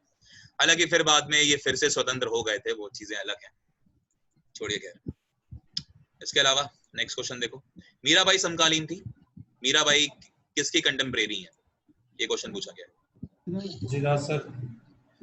देखो आंसर होगा इसका चैतन्य महाप्रभु। ठीक है, अगर आप मीराबाई की बात करो तो मीराबाई का जो टाइम पीरियड है वो 1499 से लेकर 1546 के बीच में आपको मिलेगा मीराबाई का। ठीक है, ऐसा कहा जाता है कि भगवान श्री कृष्ण की, है ना, बहुत बड़ी उपासक की है। और चैतन्य महाप्रभु का टाइम पीरियड अगर आप देखोगे तो ये टाइम पीरियड है आपका 1486 से लेके 1533 तक, ये आप याद कर लो। ठीक है, तो अब आप देख लो 1486 में ये है और ये 1499 में है, तो इन्हीं की तो समकालीन हुई, तो चैतन्य महाप्रभु आपका आंसर होगा। ठीक है, बाकी गुरु नानक देव जी अगर आपको पता हो तो 1469 में इनकी ये पैदा हुए थे। गुरु नानक देव जी, सिखों के कितने गुरु हुए? 9। सिखों के 10 गुरु हुए, प्लस सिखों के एक, आप मान के चलो कि सिखों के 10 गुरु हुए, प्लस एक आप कह लो कि एक सोल्जर हुए जिनका नाम था बंदा बहादुर। हालांकि उनको गुरु नहीं बोला जाता, ठीक है, बंदा बहादुर ये सोल्जर थे जिन्होंने सिखिज्म की रक्षा करी। और इसके अलावा कई सारे और भी, मतलब आप कह लो कि संत वगैरह हैं जिनकी प्रीचिंग्स भी आपको मिलेंगी गुरु ग्रंथ साहिब जी में। तो सिर्फ ये 10 गुरु ही नहीं है गुरु ग्रंथ साहिब में, बहुत सारे नुमाइंदे हैं जिन्होंने सिखिज्म को फॉलो करा। ठीक है, सिखिज्म के लिए काम करा, सब कुछ आपको मिलेगा गुरु ग्रंथ साहिब। ठीक है, तो ये इससे भी आपका जो स्टैटिक जीके वाला है ना, उसमें मैंने एक टॉपिक डाल रखा है सिखिज्म, एक टॉपिक डाला हुआ मैंने बुद्धिज्म और एक जैनिज्म, ये तीनों पढ़ेंगे क्योंकि इससे बहुत सारे क्वेश्चंस बनते हैं। ठीक है, 1469 में ये गुरु नानक देव जी का। अच्छा, गुरु नानक देव जी की डेथ कब हुई थी? जन्म तो पता है 1538 में। ठीक है, 1538 में इनकी डेथ हुई थी। ठीक है, बाकी तुलसीदास जी के बारे में अगर बात करें, एक्चुअली क्या हुआ था कि जब भारत में दिल्ली सल्तनत चल रही थी, तो दिल्ली सल्तनत के चलने के साथ साथ और जब तक मुगल एम्पायर में हुमायूं आ रहे हैं, ठीक है, मतलब बाबर आ गया, बाबर का बेटा फिर आगे हुमायूं हो गया, हुमायूं का बेटा आगे चलोगे तो फिर आगे आपको अकबर मिलेगा, तो कुछ हद तक अकबर तक। तो यहाँ तक क्या है कि बीच में ना एक पूरे ऑल ओवर इंडिया में एक मूवमेंट चल रहा है जिसको बोल रहे हैं हम लोग भक्ति मूवमेंट। तो भक्ति मूवमेंट में ये सारे के सारे आपको मिलेंगे, तुलसीदास, चैतन्य महाप्रभु, गुरु नानक देव जी, है ना, रामकृष्ण परमहंस, ये सब आपको वहां मिलेंगे, रामानुजाचार्य, सूरदास, ये सब आपको वहां मिलेंगे। ठीक है, तो ये चीज आप ध्यान रखो। तुलसीदास जी की बात करी जाए तो 1532 के आसपास इनका भी टाइम पीरियड आ जाता है। खैर, इतना डिटेल में मत जाओ। बाबर ने अपने बाबरनामा में कौन से हिंदू राज्य का उल्लेख किया था? बाबरनामा इनकी आत्मकथा है। अच्छा, मुझे बताओ कौन से ऐसे मुगल एम्परर्स रहे जिन्होंने अपनी आत्मकथा खुद लिखी, किसी और ने नहीं लिखी? जैसे हुमायूं की लिखी हुमायूं नामा उसकी बहन ने, जिसका नाम क्या था? गुलबदन बेगम। गुलबदन बेगम। लेकिन 2 ऐसे मुगल एम्परर्स हुए जिन्होंने अपनी खुद लिखी, एक तो बाबर देख रहे हो, दूसरा औरंगजेब। क्या नाम है? औरंगजेब। औरंगजेब, अकबर, अकबर सर, अकबर, जहांगीर। जहांगीर, कोई ना कोई तो होगा ही सर। अकबर तो हो ही नहीं जैसा सकता। जहांगीर और बाबर, जैसा जहांगीर और बाबर, अनपढ़ थे। जहांगीर और बाबर। कोई पूछे आपसे कि सबसे ज्यादा अनपढ़ जो शासक है वो कौन था, तो वो अकबर थे, और सबसे ज्यादा पढ़े लिखे थे तो जहांगीर थे।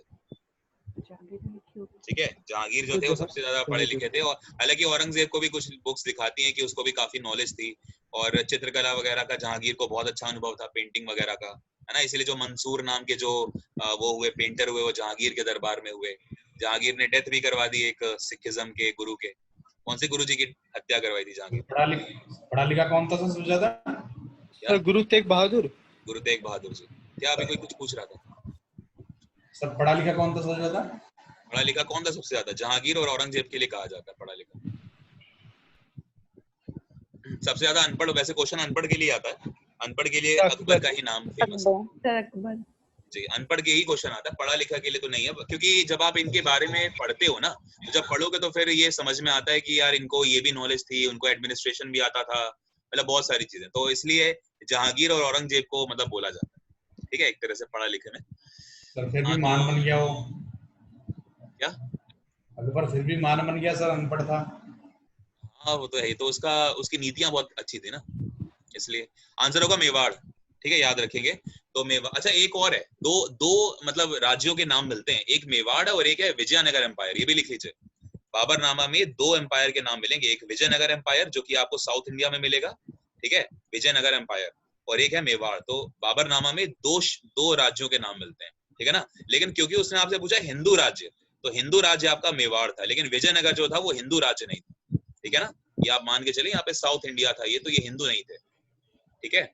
यहाँ पे आपने सुना होगा पल्लव वंश, चोल वंश, चेर वंश, ये सब नाम सुने होंगे आपने हिस्ट्री में, तो ये सब आपको यहाँ मिल जाएंगे, बहमनी वंश है ना, ये विजयनगर एम्पायर वहां। लेकिन क्योंकि हिंदू राज्य है ना, तो इसलिए मेवाड़ आप लगा रहे हो। लेकिन 2 राज्य मतलब राज्यों का उल्लेख मिलता है, एक हिंदू है वो मेवाड़ है, और एक विजयनगर एम्पायर का भी उल्लेख मिलता है बाबरनामा। बाबरनामा इन्होंने खुद लिखी है। आगे, युद्ध जिसमें भारत में मुस्लिम शक्ति की स्थापना हुई, बताइए। मतलब भारत में मुस्लिम सतराइन का द्वितीय युद्ध। 25 का सी। 25 का सी, हाँ जी 25 का सी। सतराइन का द्वितीय युद्ध। तराइन का द्वितीय युद्ध, पक्का? हाँ सर, पक्का। 92 में। अच्छा, किसी ने पानीपत का पहला युद्ध भी लगाया है क्या? फर्स्ट बैटल ऑफ पानीपत किसने लगाया भाई? मैंने लगाया सर। कुछ लोग तो पहले कैमरा ऑन कर देते थे, अब तो वो भी नहीं करते, है ना। सर पहले आप करो। पहले हम करें यार, आपने देख तो लिया यार, गंदे बने हुए हैं, चलो कोई नहीं। हाँ, युद्ध जिसमें भारत, अच्छा देखो 2 क्वेश्चन आते हैं, आप शायद में भी कंफ्यूज हो सकते हो, मैं आपको बताता हूँ। एक होगा कि जिसमें मुस्लिम शक्ति जो है वो आ जाती है पूरी तरह से सत्ता में, और एक होगा जिसमें आ जाएगा कि मुगल सत्ता जो है वो शुरू हो गई। दोनों अलग अलग क्वेश्चंस हैं। मुगल्स की बात करी जाए और मुस्लिम सत्ता की बात करी जाए, दोनों अलग अलग है। अगर मुगल्स का पूछा रहा है तो आपका आंसर जाएगा ऑप्शन नंबर सी, यानी कि first battle of Panipat Panipat का प्रथम युद्ध। हाँ 1500 कितना 26। तो 1526 में बाबर और इब्राहिम लोदी के बीच में लड़ी गई हरियाणा के पानीपत में। तो वो मुगल एम्पायर यानी कि मुगल सत्ता शुरू हो रही है। लेकिन क्योंकि यहाँ पे मुस्लिम शक्ति की बात हो रही है, तो मुस्लिम शक्ति आती है 1191 में, ठीक है।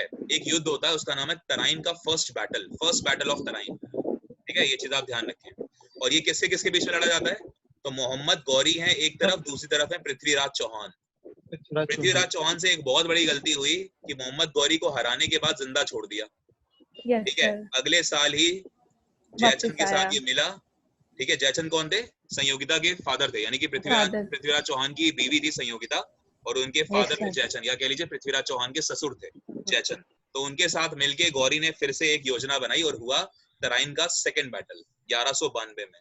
और इसमें फिर से वही चीज, दोनों तरफ से सेम बंदे लड़े, मोहम्मद गौरी और पृथ्वीराज चौहान। लेकिन इस बार पृथ्वीराज चौहान को बंदी बना लिया गया, और ऐसा कहा जाता है कि जयपुर में ले जाकर इनकी आंखें भी नोच ली गई और इनको तिल तिल करके मारा गया, मतलब पृथ्वीराज चौहान को, ठीक है। तो मोहम्मद गौरी की यहाँ पे जीत होती है। तो तराइन के दूसरे विश्व युद्ध को माना जाता है भारत में मुस्लिम शक्ति का उदय, ठीक है। क्योंकि 1192 में मोहम्मद गौरी भारत में अब दिल्ली, राजस्थान, हर जगह अपना कब्जा कर चुके हैं। तो देखिए दोनों क्वेश्चन अलग है। अगर मुगल सत्ता पूछे तो आप ये पानीपत लगाना, लेकिन अगर मुस्लिम शक्ति पूछे तो आप तराइन का सेकंड बैटल लगाओ। क्लियर हुआ? तो कुछ चीजें हैं, बस नाम में ही फर्क है, तो थोड़ा सा ध्यान रखना। इवन इतना फिर समझो 1194 में चंदावर का बैटल ऑफ चंदावर होता है, ठीक है। तो उसमें जयचंद को मार देता है ये मोहम्मद गौरी, जिसने उसकी हेल्प करी थी पृथ्वीराज चौहान को मारने में। ऐसा कहा जाता है जब 1192 में पृथ्वीराज चौहान हारता है और उसकी डेथ हो जाती है, मतलब उसको मार दिया जाता है, तो जयचंद जो कि उसका खुद का सगा ससुर है, उसने पूरे के पूरे कन्नौज में घी के दिए जलवाए थे। ऐसा कहा जाता है कि घी के दिए चले, सोचो अपने दामाद को मरवाने में। चलिए, क्या नालंदा विश्वविद्यालय का भ्रमण व अध्ययन किया था किसने? फाइन नहीं, सर ए होगा, ऑप्शन नंबर ए होगा वेन्सांग, ठीक है। याद रखिएगा, चाइनीज आप कह लो, ये एक था व्यक्ति जिसने लगभग 18 महीने तक ये यहाँ पर रहा, और इसने इवन नालंदा में 18 महीने तक इसने नालंदा में अध्ययन भी करा, ठीक है ना, पढ़ाई भी करी इसने। और उस टाइम पे जिस व्यक्ति ने इनको पढ़ाया है उनका नाम था शीलभद्र। मतलब शील, जैसे आपने सुना होगा आज यूनिवर्सिटी के कौन होते हैं, वो होते हैं ना कुलपति, वाइस चांसलर, ये वीसी होते हैं ना, वाइस चांसलर, कुलपति वगैरह कह लीजिए, इस तरह के होते हैं। तो शीलभद्र उस समय पे नालंदा यूनिवर्सिटी के कुलपति थे। ये क्वेश्चन पूछा गया क्वेश्चन है बिहार बीसस में, कि जब वेन्सांग भारत में अध्ययन करने के लिए आए थे उस समय नालंदा विश्वविद्यालय किसके अंडर में थी?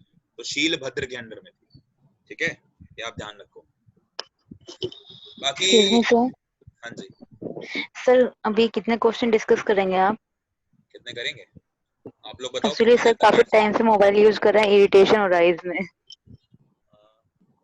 अच्छा जी, आप लोग बताओ। बस मैं तो डिटेल में ही लेके चलूंगा यार। 50 कर लें? Okay sir. 50 कर लेते हैं, 50 तक बैठ जाओ, क्योंकि फिर उसके बाद मुझे आपके लिए करंट अफेयर्स भी तो प्रिपेयर करने हैं ना। उसकी पीपीटी नहीं बनी यार अभी तक, वो भी बनानी है। आप लोग तो फिर आराम करोगे, मेरे पास तो वो भी आराम नहीं है, संडे को भी नहीं है।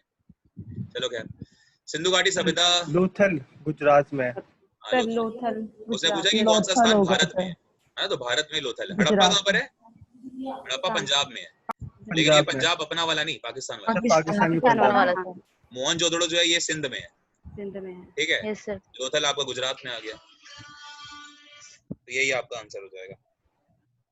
सम्राट अकबर के द्वारा किसे जरी कलम की उपाधि दी गई? जरी कलम का मतलब जो बहुत ही अनूठा लिख दे। मोहम्मद हुसैन। हुसैन। मोहम्मद हुसैन।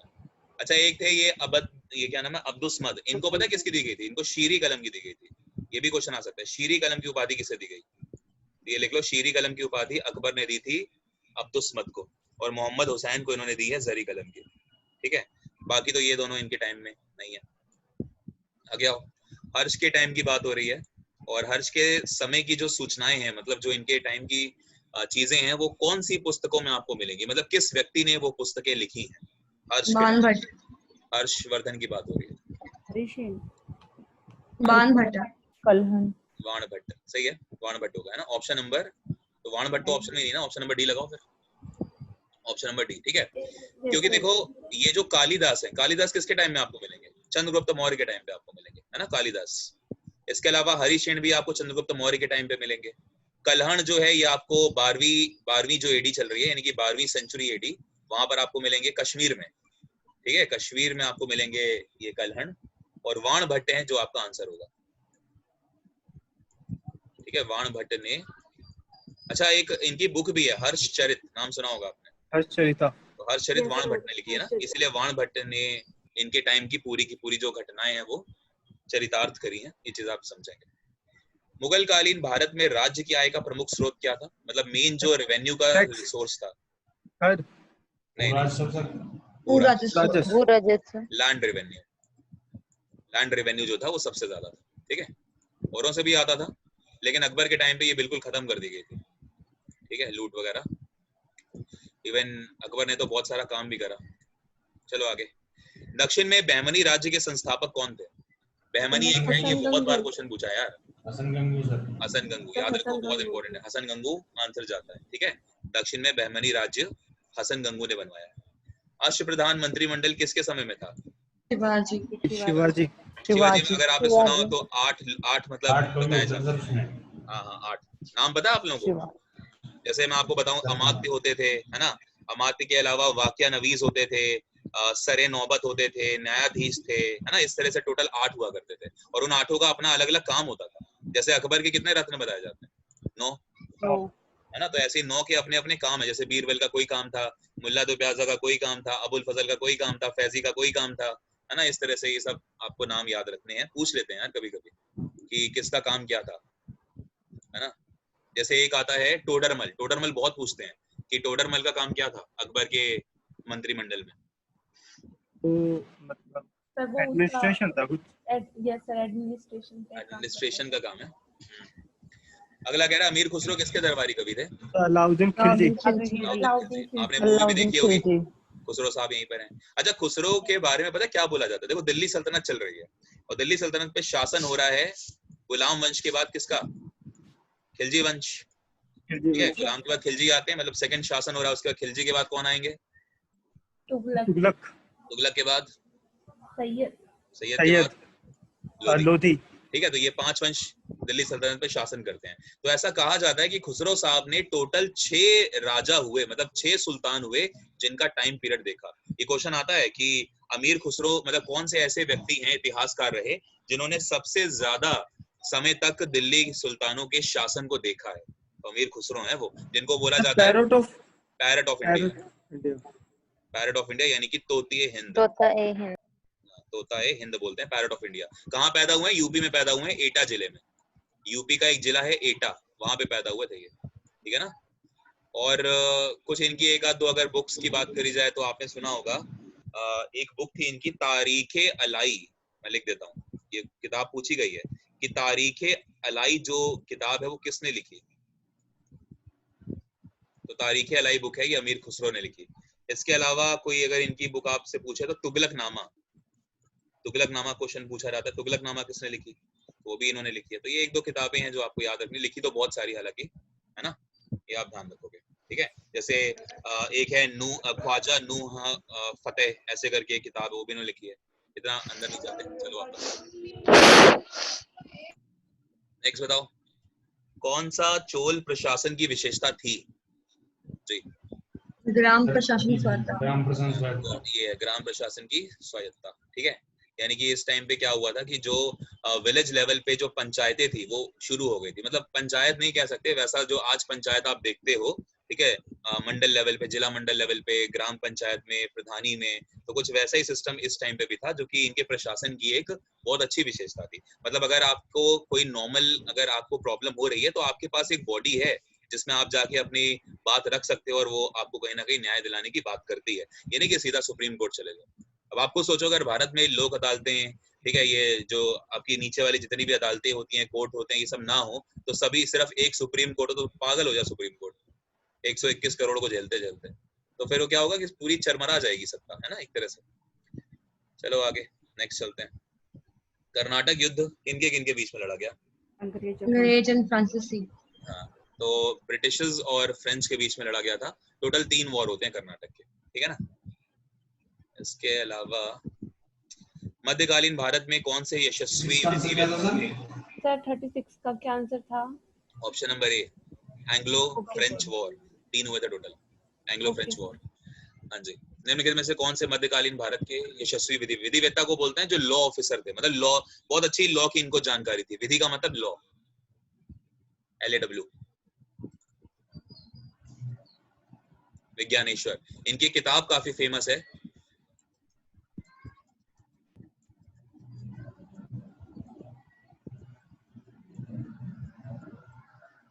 मिताक्षरा, नाम सुना है? तो क्वेश्चन आता है कि मिताक्षरा किसने लिखी, तो मिताक्षरा लिखी है विज्ञानेश्वर ने, ठीक है ना। ये काफी फेमस किताब है इनकी, ये आप ध्यान रखोगे, ठीक है। और ये कुछ और नहीं है बल्कि याज्ञवल्क्य का आपने नाम सुना होगा, तो याज्ञवल्क्य की एक बुक थी, उसके ऊपर ये टीका है। क्वेश्चन आता है कि मिताक्षरा क्या है, तो याज्ञवल्क्य की किताब पर लिखा हुआ एक टीका है, टीका का मतलब टिप्पणी है, ठीक है। चलो अब शुरू हो गए आपके ये मॉडर्न हिस्ट्री शुरू हो गई। महात्मा गांधी द्वारा व्यक्तिगत सत्याग्रह आंदोलन के लिए पहला सत्याग्रही कौन था, यानी कि जो जवाहरलाल नेहरू, सरोजिनी नायडू, विनोबा भावे। आचार्य विनोबा भावे, ठीक है, याद रखो, आचार्य विनोबा भावे सबसे पहले सत्याग्रही थे। हाँ, अगर आपसे कोई ये पूछे कि सेकंड सत्याग्रही कौन था, फिर आप आंसर लगाइए जवाहरलाल नेहरू, लेकिन उसने पहला पूछा ना प्रथम सत्याग्रही, तो प्रथम सत्याग्रही आपके आचार्य विनोबा भावे थे, ठीक है ना, ये आप ध्यान रखो। क्लियर है पॉइंट? Yes sir. ठीक है। इसके अलावा तो बाकी तो कुछ इतना इम्पोर्टेंट नहीं। मुस्लिम लीग की बात हो रही है, बताइए मुस्लिम लीग कब बनी? ढाका बांग्लादेश। हाँ, ढाका में कब बनी थी? अगर कोई आपसे ये पूछे, डेट भी पूछ लेते कभी कभी। 1906 में, 1906, मतलब ईयर ही पूछेंगे, डेट वेट नहीं पूछेगा आपसे, ईयर की बात हो रही है। तो 1906 में बनी। सलीम मुल्ला और किसने किए थे? आगा खान और सलीम मुल्ला, ठीक है। अब इतने आप चलो पूछ ही रहे हो, तो ये भी मेरे को बताओ, मुस्लिम लीग का सबसे पहला अधिवेशन कब हुआ था? देखो, इंडियन नेशनल कांग्रेस अलग थी, है ना, और फिर क्या हुआ है कि एक टाइम ऐसा आएगा जब सूरत अधिवेशन होगा, ठीक है, स्प्लिटिंग होगी, विचार नहीं मिलेंगे, फिर एक टाइम आएगा जब लखनऊ अधिवेशन होगा, फिर से ये लोग आपस में मिल जाएंगे सारे के सारे आके, ठीक है, फिर से स्प्लिटिंग होगी, और फाइनली 1906 में ढाका में जाके क्या होता है, एक नई पार्टी बन जाती है मुस्लिम लीग के नाम से, ठीक है। लेकिन आपसे क्वेश्चन ये पूछा जा रहा है कि मुस्लिम लीग का जो पहला अधिवेशन था वो कब हुआ था? 1906 में हुआ था, बदरुद्दीन तैयब पहले। 1906 नहीं, 30 दिसंबर 1906 को तो पार्टी बनी है, ठीक है, मुस्लिम लीग बनी है 30 दिसंबर 1906 को, लेकिन पहला अधिवेशन हुआ है 1908 में जाके, ठीक है, ये आप ध्यान रखें, 1908 में हुआ है, और वो भी कहां पर हुआ था, कोई अगर आपसे पूछे, अमृतसर। तो मुस्लिम लीग का पहला अधिवेशन 1908 में अमृतसर में हुआ, ठीक है। पार्टी बन गई 1906 में, लेकिन अधिवेशन नहीं हुआ था अभी तक। बाकी कोई अगर आपसे ये पूछे कि इसकी अध्यक्षता किसने करी थी, जैसे कई बार क्वेश्चन आ जाता है कि इंडियन नेशनल कांग्रेस के सबसे पहले अधिवेशन की अध्यक्षता किसने करी, है ना, या फिर फर्स्ट मुस्लिम कौन था, या फिर आपसे कह लीजिए कि फर्स्ट इंग्लिश कौन था, इस तरह के क्वेश्चन आ जाते हैं। है ना। पहले बंगाली कौन थे? जॉर्ज यूले पहले इंग्लिश थे और बदरुद्दीन तैयब पहले मुस्लिम थे। हाँ, इनकी बात करेगा तो 1908 वाला जो अधिवेशन था ये किसने करा था? तो ये सैयद इमाम ने करा था। याद कर लो नाम, सैयद इमाम। ठीक है, सैयद इमाम जो थे वो पहले, इमाम में स्पेलिंग देख लेना, IMMAM जो भी है, सैयद इमाम लिख लो हिंदी में। ये 1908 में जो मुस्लिम लीग का सबसे पहला अधिवेशन हुआ वो अमृतसर में हुआ 1908 में, और उसकी अध्यक्षता करी गई थी सैयद इमाम के द्वारा। ठीक है, और पार्टी बनाई किसने थी? मुस्लिम लीग, सलीमुल्लाह और आगा खान जी। चलिए अगला नेक्स्ट क्वेश्चन देखते हैं। निम्नलिखित में से कौन सी ऐसी बुक है जिसको बंगाली देशभक्ति की बाइबल कहा जाता है? आनंद मठ। आनंद मठ। ठीक है, याद रखिएगा, आनंद मठ आपका आंसर। किसने लिखी है आनंद मठ? बंकिम चंद्र। बंकिम चंद्र चटर्जी या कभी कभी चट्टोपाध्याय लिखा मिलेगा, तो चटर्जी को ही चट्टोपाध्याय कहते हैं। जैसे मुखर्जी है, मुखर्जी को मुखोपाध्याय कहते हैं, ऐसे चटर्जी को चट्टोपाध्याय, बैनर्जी को बंदोपाध्याय, तो ये सब नाम है उनके। उपाध्याय मतलब ये पंडित होते हैं, ठीक है, बंगाली पंडित होते हैं, इसलिए इनको ये बोला जाता है उपाध्याय। निम्नलिखित में से कौन सा मध्यम मार्गी नहीं था?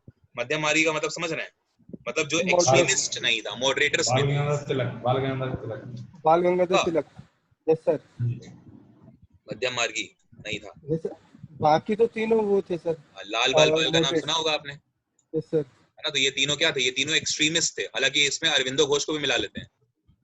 अरविंदो घोष साहब भी, मतलब जब इन्होंने त्याग दिया मूवमेंट, इंडियन मूवमेंट इन्होंने बीच में ही छोड़ दिया था एक टाइम पे, लेकिन जब ये साथ में थे तो ये गांधी जी के साथ ना आके लाल बाल पाल के साथ हुए। ये भी एक्सट्रीमिस्ट में आते हैं, तो अरविंदो घोष को इन्हीं भी गिना जाता है। हाँ, क्या कह रहे हो? अपनी बात कर रहे हैं कुछ भी। अच्छा, लाल बाल पाल का पूरा नाम बता दो। एल से विपिन चंद्र लाला लाजपत राय, विपिन चंद्र पाल और विपिन चंद्र पाल। विपिन चंद्र पाल। हाँ, चलो अगला बढ़ते हैं। अच्छा, ये कौन है? एओ ह्यूम्स। सर इन्होंने कांग्रेस की स्थापना की थी 1885 में इंडियन नेशनल कांग्रेस की स्थापना हुई थी। बम्बई में, है ना। कहाँ पर हुई थी? बम्बई में सर। एक संस्कृत तेजपाल विद्यालय था, वहां पर हुई थी। हाँ बिल्कुल, हाँ जी, ठीक है। और ये कौन थे पता है? ये थे आपके ऑर्निथोलॉजिस्ट, पक्षी विशेषज्ञ थे। ऑर्निथोलॉजिस्ट बोलते हैं पक्षी विशेषज्ञ को, जो बर्ड्स की, जैसे आपने एक पिक्चर देखी होगी अभी आई थी रोबोट 2.0, तो उसमें अक्षय कुमार कौन था? पक्षी विशेषज्ञ था ना, तो ये वही थे पक्षी विशेषज्ञ। ठीक है, ऑर्निथोलॉजिस्ट बोलते हैं। राष्ट्रीय कांग्रेस के पहले मुस्लिम अध्यक्ष बदरुद्दीन तैयब जी। अच्छा, इन्होंने कौन से अध्यक्षता करी है, कौन से ईयर की? सर 1906। नहीं सर 1906 कहाँ गया भैया? 1887। देखो मैं आपको बता देता हूँ एक लिस्ट। 1887 देखो 85 हुआ, 85 के बाद 86, 87, 88, 89 और 90, ये 6 याद कर लो, जरूरी है। 85 में किसने करी? सबसे पहले अध्यक्ष कौन थे? व्योमेश चंद्र बैनर्जी। व्योमेश चंद्र बैनर्जी, बंगाली है ये, ठीक है। 86 की, अच्छा ये हुआ कहाँ पे था 1885 वाला? तो बम्बई में हुआ था। मुंबई में होना था पुणे में, लेकिन प्लेग फैल गया था तो बम्बई में कराना पड़ा। फिर 86 वाला कब हुआ था? ये हुआ था दादा भाई नौरोजी, कोलकाता। ये पारसी थे दादा भाई नौरोजी, जिनको grand old man of India भी कहा जाता है। और ये अध्यक्षता इन्होंने जो करा वो कोलकाता में करा। तो सेकंड हुआ दादा भाई नौरोजी ने करवाया 86 में, और कोलकाता में ये अधिवेशन हुआ। फिर 87 वाला किसने करवाया? आपके बदरुद्दीन तैयब जी, मद्रास, चेन्नई। हाँ यही वाले बदरुद्दीन तैयब जी। और ये कहाँ पर हुआ? मद्रास में हुआ। ठीक है, मद्रास वाला, यही आपका आंसर है। ये कब हुआ था? तो ये 1887 में हुआ था, और यही पहले मुस्लिम अध्यक्ष हैं। इसके बाद 88 वाला कहाँ पर हुआ? इलाहाबाद में हुआ। और ये किसने कराया था? जॉर्ज यूले जी, जॉर्ज यूले ने करवाया था जी। हाँ, और 89 वाला फिर से कहाँ पर होगा? बम्बई। अभी रिपीट करेगी साइकिल, बम्बई कलकत्ता सब रिपीट मारेगा फिर से, तो बम्बई। और फिर ये 90 वाला कहाँ होगा? कोलकाता में होगा। तो 89 वाला किसने करवाया था? सर विलियम्स वेंडरबर्न बोलते हैं, ठीक है, नाम देख लीजिएगा, विलियम्स वेंडरबर्न, इन्होंने करवाया था। ये हो गए। और 90 वाला जो था वो आपका कराया था फिरोज शाह मेहता ने। तो तो ये 6 पूछे जाते हैं, इसलिए 6 याद रखो। हालांकि इसके अलावा ये भी पूछा जाता है कि 1925 का किसने करवाया था? 1925 पूछा जाता है। 24 तो महात्मा गांधी ने करवाया था, 25 सरोजिनी नायडू हाँ, सरोजिनी नायडू ने करवाया था। वो भी कहाँ पर हुआ था? करवाया नहीं था सर कोई भी। और कानपुर कानपुर में हुआ। ठीक है, कानपुर में हुआ था, लाल इमली के पास। चलिए, अच्छा एक आता है 1906 का अधिवेशन कहाँ हुआ था और 1917 का कहाँ हुआ था? ये कुछ अधिवेशन है, पूछे जाते हैं यार आपसे, याद कर लो ये सब चीजें। ठीक है, 1917 का तो लखनऊ में हुआ था। लखनऊ में हुआ था, जहाँ पे ये लोग फिर से मिल गए थे। 1906 का सूरत में हुआ था, जहाँ पे स्प्लिटिंग हुई थी, इंडियन नेशनल कांग्रेस टूट गए थे। हाँ, टूट गई। ठीक है, इनकलाब जिंदाबाद का नारा किसने दिया? सुभाष चंद्र बोस। चंद्रशेखर अच्छा, अगर मैं आपसे ये पूछूं, चलो यहाँ पे भी एक अच्छा क्वेश्चन बनता है। अब वही है ना, जब डिटेल में आप पढ़ेंगे तो और मजा आती है। इनकलाब जिंदाबाद का नारा लिखा किसने था? अगर कोई आपसे ये पूछे कि हु रोट, हसरत मोहानी। हाँ हसरत मोहानी। मोहानी। नहीं, ऐसा कुछ तो नहीं है, मैंने गलत पढ़ लिया क्या? मोहम्मद इकबाल। मोहम्मद इकबाल। हाँ, मोहम्मद इकबाल ने अपनी बुक में लिखा था ये नारा, इनकलाब जिंदाबाद। समझ में आया आपको? मोहम्मद इकबाल ने किताब लिखी थी। अगर आपसे किताब का नाम पूछे तो बंग ए दरी, बंगाल के ऊपर किताब है बंग ए दरी। तो बंग ए दरी नाम की किताब ये मोहम्मद इकबाल ने लिखी और इसी में ये नारा लिखा था, इनकलाब जिंदाबाद। लेकिन इसको बोला किसने? भगत सिंह ने। तो फेमस बनाया इस नारे को भगत सिंह ने। तो यहाँ पे बोला जा रहा है कि नारा किसने दिया, तो आप अपना आंसर भगत सिंह लगाएंगे, मोहम्मद इकबाल मत लगाइएगा। लेकिन अगर कोई ये पूछे कि नारा लिखा किसने था, तो मोहम्मद इकबाल, मोहम्मद तो डी इकबाल। लगाइएगा। ठीक है, ये कुछ चीजें हैं, याद रखिए, इंपॉर्टेंट हैं। आगे चलते हैं नेक्स्ट में। सर ए चोरी चारा। सर ए चोरी चोरा हिंसा के कारण। हाँ, 1922 में गांधी जी ने सत्याग्रह आंदोलन वापस ले लिया था। आपको अगर याद हो, अच्छा चौरी चौरा की डेट पूछी जाती है कई बार, याद है आपको डेट? 5 फरवरी। 5 फरवरी। 5 फरवरी। सर 5 फरवरी। 5 फरवरी और सन क्या था? 1922। ठीक है, तो 5 फरवरी 1922 में एक जगह है कहाँ पे? चौरी चौरा, बिहार में। तो वहां पर एक जाति होती है, उसको कहते हैं बिहार में अहीर नहीं सर, जाति। क्या? गोरखपुर में थी। अरे Gorakhpur, sorry UP. Chauri Chaura UP, Gorakhpur के पास। बिहार निकल गया। अरे ये अहीर जाति बिहार से होती है ना ज्यादातर, वो बिहार निकल गया मुझसे। हाँ, चौरी चौरा यूपी में एक जगह पड़ती है, गोरखपुर के पास ऑफ कोर्स। तो वहां पे अहीर जाति थी, वो लोग शांति प्रदर्शन कर रहे थे। लेकिन यहाँ पर क्या हुआ कि अंग्रेज जो पुलिस वाले थे उनको अच्छा नहीं लगा, उन्होंने इनको उंगली करी तो उन्होंने क्या करा, पेट्रोल डाल दिया। ठीक है, तो पूरा का पूरा पुलिस थाना उड़ा दिया था। और ऐसा कहा जाता है कि 22 पुलिस वाले जो थे वो मार दिए गए थे, जिंदा जल गए। हाँ वो जिंदा जला दिए गए थे, है ना। और ये सब चीजें जब आगे जाके, जब महात्मा गांधी उस समय दिल्ली में थे, तो जब ये दिल्ली में महात्मा गांधी जी के पास ये न्यूज पहुंची, तो फिर फाइनली इनको बहुत दुख हुआ। और फाइनली 7 दिन बाद, यानी कि 12 फरवरी 1922 को इन्होंने एक ऑफिशियल घोषणा करी कि हम सत्याग्रह वापस लेते हैं। ठीक है, तो चौरी चौरा जो गोरखपुर के पास हुई घटना, याद रखें। ऐसे ही बहुत सारे, एक है काकोरी केस, ट्रेन को लूटा जाता है ना, कई सारे ऐसे हैं। मॉडर्न हिस्ट्री काफी इंटरेस्टिंग है। चलो, महात्मा गांधी को राष्ट्रपिता सर्वपद किसने दिया? देखो पहली बात, ऐसा कुछ है नहीं, चंद्र बोस। है ना, राष्ट्रपिता नाम की कोई चीज हमारे यहाँ पाई नहीं जाती, बट फिर भी बोला जाता है क्योंकि एक अधिवेशन हुआ था, उसमें बोला गया था। हाँ, किसने बोला? सुभाष चंद्र बोस। सुभाष चंद्र बोस जी। हुआ क्या था कि 1944 की बात है। ठीक है, मुझे डेट तो नहीं याद है, बस जुलाई का महीना मुझे याद है, डेट आप देख लेना। 1944 में जुलाई के महीने में क्या हुआ था कि एक आजाद हिंद रेडियो था। ठीक है ना, आजाद हिंद रेडियो। तो उस रेडियो पे बोलते समय सुभाष चंद्र बोस ने ये बात कही थी कि जो राष्ट्रपिता है ना, वो भारत की मुक्ति की तरह, मतलब एक पवित्र युद्ध में हमें आपका आशीर्वाद चाहिए। मतलब राष्ट्रपिता, भारत की जो ये मुक्ति का युद्ध हम लड़ने जा रहे हैं, उसमें हमें आपका आशीर्वाद चाहिए। तो राष्ट्रपिता का जो संबोधन था वो गांधी जी के लिए था। तो ये ऑल इंडिया रेडियो से, ऑल इंडिया तो आप बोल देते हैं, उस टाइम पे आजाद हिंद रेडियो था। ठीक है ना, तो वहां से ये इन्होंने बोला था, सुभाष चंद्र बोस ने। और सुभाष चंद्र बोस को क्या बोला जाता है? इनके लिए भी एक दो स्लोगन्स आपने सुने होंगे सुभाष चंद्र बोस ने। तो मुझे सॉस दो, मैं तुम्हें क्या दूंगा? आजादी दूंगा। मुझे खून दो। तो मुझे खून दो, मैं तुम्हें। सर बहुत तगड़े लीडर थे। हाँ, चलो, वेदों के पुनरुत्थान का श्रेय किसे है? यानी स्वामी कि दयानंद सरस्वती। कौन? स्वामी दयानंद सरस्वती। दयानंद सरस्वती। ठीक है, और अगर आपको याद हो तो एक स्लोगन है इनका, गो बैक टू वेदास, वेदों की तरफ लौटें। ये स्लोगन भी इन्हीं का है, स्वामी दयानंद जी का। ठीक है ना, स्वामी दयानंद सरस्वती, वेदों की तरफ लौटो। ठीक है, आगे बढ़ते हैं। यार मुझे ही थकान हो रही है कि आप लोगों को भी हो रही है? सर हो रही है। और ये हो सर रही है। मैं सोच रहा हूँ रात की क्लास कैंसिल कर दूं, मेरा मूड नहीं है बिल्कुल लेने का। सर कर दो आज तो। कोई नहीं, तो आज संडे है सर, कर दो। ये सर आज ये चलिए। अभी बहुत देर हो गई। हाँ जी, काफी देर हो गई। Yes sir. मेरे तो पापा कर आ दो गए आज। पानी लेके। कह रहे लड़का बड़ी देर से पढ़ा रहा है।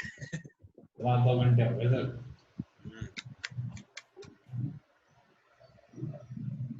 सर आज कैंसिल ही कर दो रात वाली। नहीं जी, कैंसिल नहीं होगी। चलिए, क्योंकि आज कैंसिल हो गई ना, तो आगे जब जब मेरा मूड करेगा तो मैं कैंसिल करता रहूंगा। नहीं सर, ऐसा नहीं सर होगी। कोई नहीं, आज कर दो। आज सबका है। चलो देखते हैं अभी। चलिए 47 कर रहे हैं, 50 तक करेंगे अभी, 47 देखते हैं। दिसंबर 1986। संविधान की 27/11/1949। यार ये इसमें डार्क क्यों रखा है? ये आंसर गलत है, पहला आंसर नहीं है इसमें। आंसर क्या होगा? संविधान सभा की स्थापना कब हुई थी? हाँ बताओ। 10 दिसंबर 1986 होना 26 चाहिए। सर, 26/11 26/11 26/11। देखो ध्यान से, तुम लोग हिले हुए हो। देखो 4 डेट बता रहा हूँ, याद रखो। एक तो 6 दिसंबर, और ये सारी की सारी जो डेट होंगी ना, ये कब की होंगी? 1946 की होंगी। ठीक है, 6 दिसंबर याद रखो। 6 के बाद आप याद रखो 9 दिसंबर। 9 दिसंबर के बाद याद रखो एक डेट 11 दिसंबर, और 11 के बाद याद रखो एक 13 दिसंबर। ये 4 डेट आपको संविधान सभा से याद होनी चाहिए। तो पहली बात है, आपका आंसर यहाँ पे ना तो ये है ना तो ये आंसर होगा आपका अब बी भी वाला, होगा। यानी कि 6 दिसंबर 1946। ठीक है, तो संविधान सभा की स्थापना हुई, यानी कि इंडिया की जो कॉन्स्टिट्यूएंट असेंबली है उसको बना के तैयार कर दिया गया 6 दिसंबर को। ठीक है, ये पहला पॉइंट याद रखो। अब क्या हुआ कि जब बन गई तो अब बात आती है कि पहला अधिवेशन होगा, यानी कि पहली मीटिंग होगी। तो पहली मीटिंग हुई है कब? 9 दिसंबर को। और 9 दिसंबर में जब पहली बार मीटिंग हुई है तो डॉक्टर सच्चिदानंद सिन्हा, क्योंकि सबसे ज्यादा बुजुर्ग थे, तो इन्हीं को टेम्परेरी स्पीकर बना दिया गया, या कह लीजिए टेम्परेरी चेयरमैन बना दिया गया संविधान सभा का। ठीक है, टेम्परेरी को हिंदी में क्या कहते हैं? अस्थाई। अस्थायी अध्यक्ष। यस यस, अस्थायी अध्यक्ष बना दिए गए डॉक्टर सच्चिदानंद सिन्हा। और फिर अगली मीटिंग होती है 11 दिसंबर को। इसमें डॉक्टर राजेंद्र प्रसाद को परमानेंट अध्यक्ष बनाया जाता है। ठीक है, 11 दिसंबर को। और इसके बाद आती है 13 दिसंबर, जहां पे पंडित जवाहरलाल नेहरू जो आपका उद्देशिका प्रस्ताव है, यानी कि जो प्रियम्बल है, वो पढ़ेंगे कॉन्स्टिट्यूएंट असेंबली के सामने। तो ये 4 चीजें आपको याद होनी चाहिए। तो 6 तारीख को क्या हुआ? कॉन्स्टिट्यूएंट असेंबली, यानी कि आपकी संविधान सभा बन गई। उसके बाद 9 दिसंबर को डॉक्टर सच्चिदानंद सिन्हा जो है वो क्या करे, मतलब वो बनाए गए एक तरह से टेम्परेरी अध्यक्ष। फिर राजेंद्र प्रसाद बना दिए गए परमानेंट अध्यक्ष, और यही आगे जाके 1952 में आपके राष्ट्रपति बनेंगे। उसके बाद 13 दिसंबर को पंडित जवाहरलाल नेहरू ने प्रियम्बल को पढ़ा है।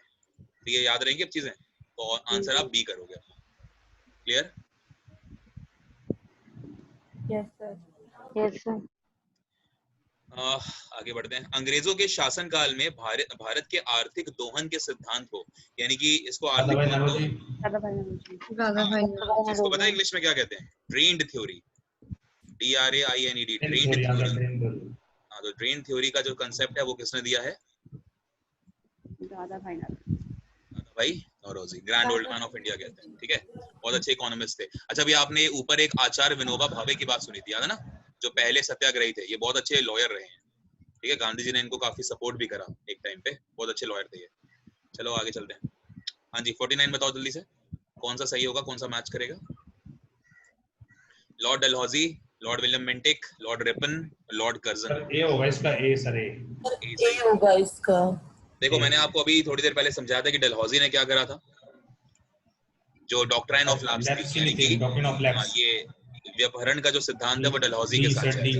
यानी कि अगर मैं बात करूं 1 2 3 और 4 हैं, तो पहले के साथ तो आपका आंसर चला गया डी वाला। ठीक है, अब इसके बाद अगर हम बात करें विलियम बेंटिक, तो इन्होंने बहुत अच्छे काम करे, सती प्रथा का विरोध करा। ठीक है, इंग्लिश में, हालांकि लॉर्ड मैकॉले को बोला जाता है इंग्लिश एजुकेशन के लिए, लेकिन इन्होंने भी काफी एफर्ट्स करे हैं बेंटिक साहब ने। ठीक है ना, तो ये भी आपका आंसर हो जाएगा, ए हो गया। उसके बाद तीसरा है लॉर्ड रिपन। तो ये तो बहुत बार पूछा गया है कि जो स्वायत्त शासन है वो किसने शुरू करवाया? इन्होंने, है ना? तो लॉर्ड रिपन हो गया आपका स्वायत्त शासन के लिए। ओके, और लॉर्ड कर्जन ने विभाजन कराया था 1905 में, अगर आपको याद हो। 1911 में फिर दिल्ली दरबार लगता है, जेम्स जो 5th हैं, क्वीन मैरी हैं, वो इंडिया में आते हैं। 1911 में बोल दिया जाता है कि बंगाल का विभाजन रद्द होगा और दिल्ली भारत की राजधानी होगी, ये बात बोल दी गई कोलकाता से हटके। और फाइनली 1912 में दिल्ली भारत की राजधानी बना दी जाती है, और आज डेट तक भारत की राजधानी दिल्ली है।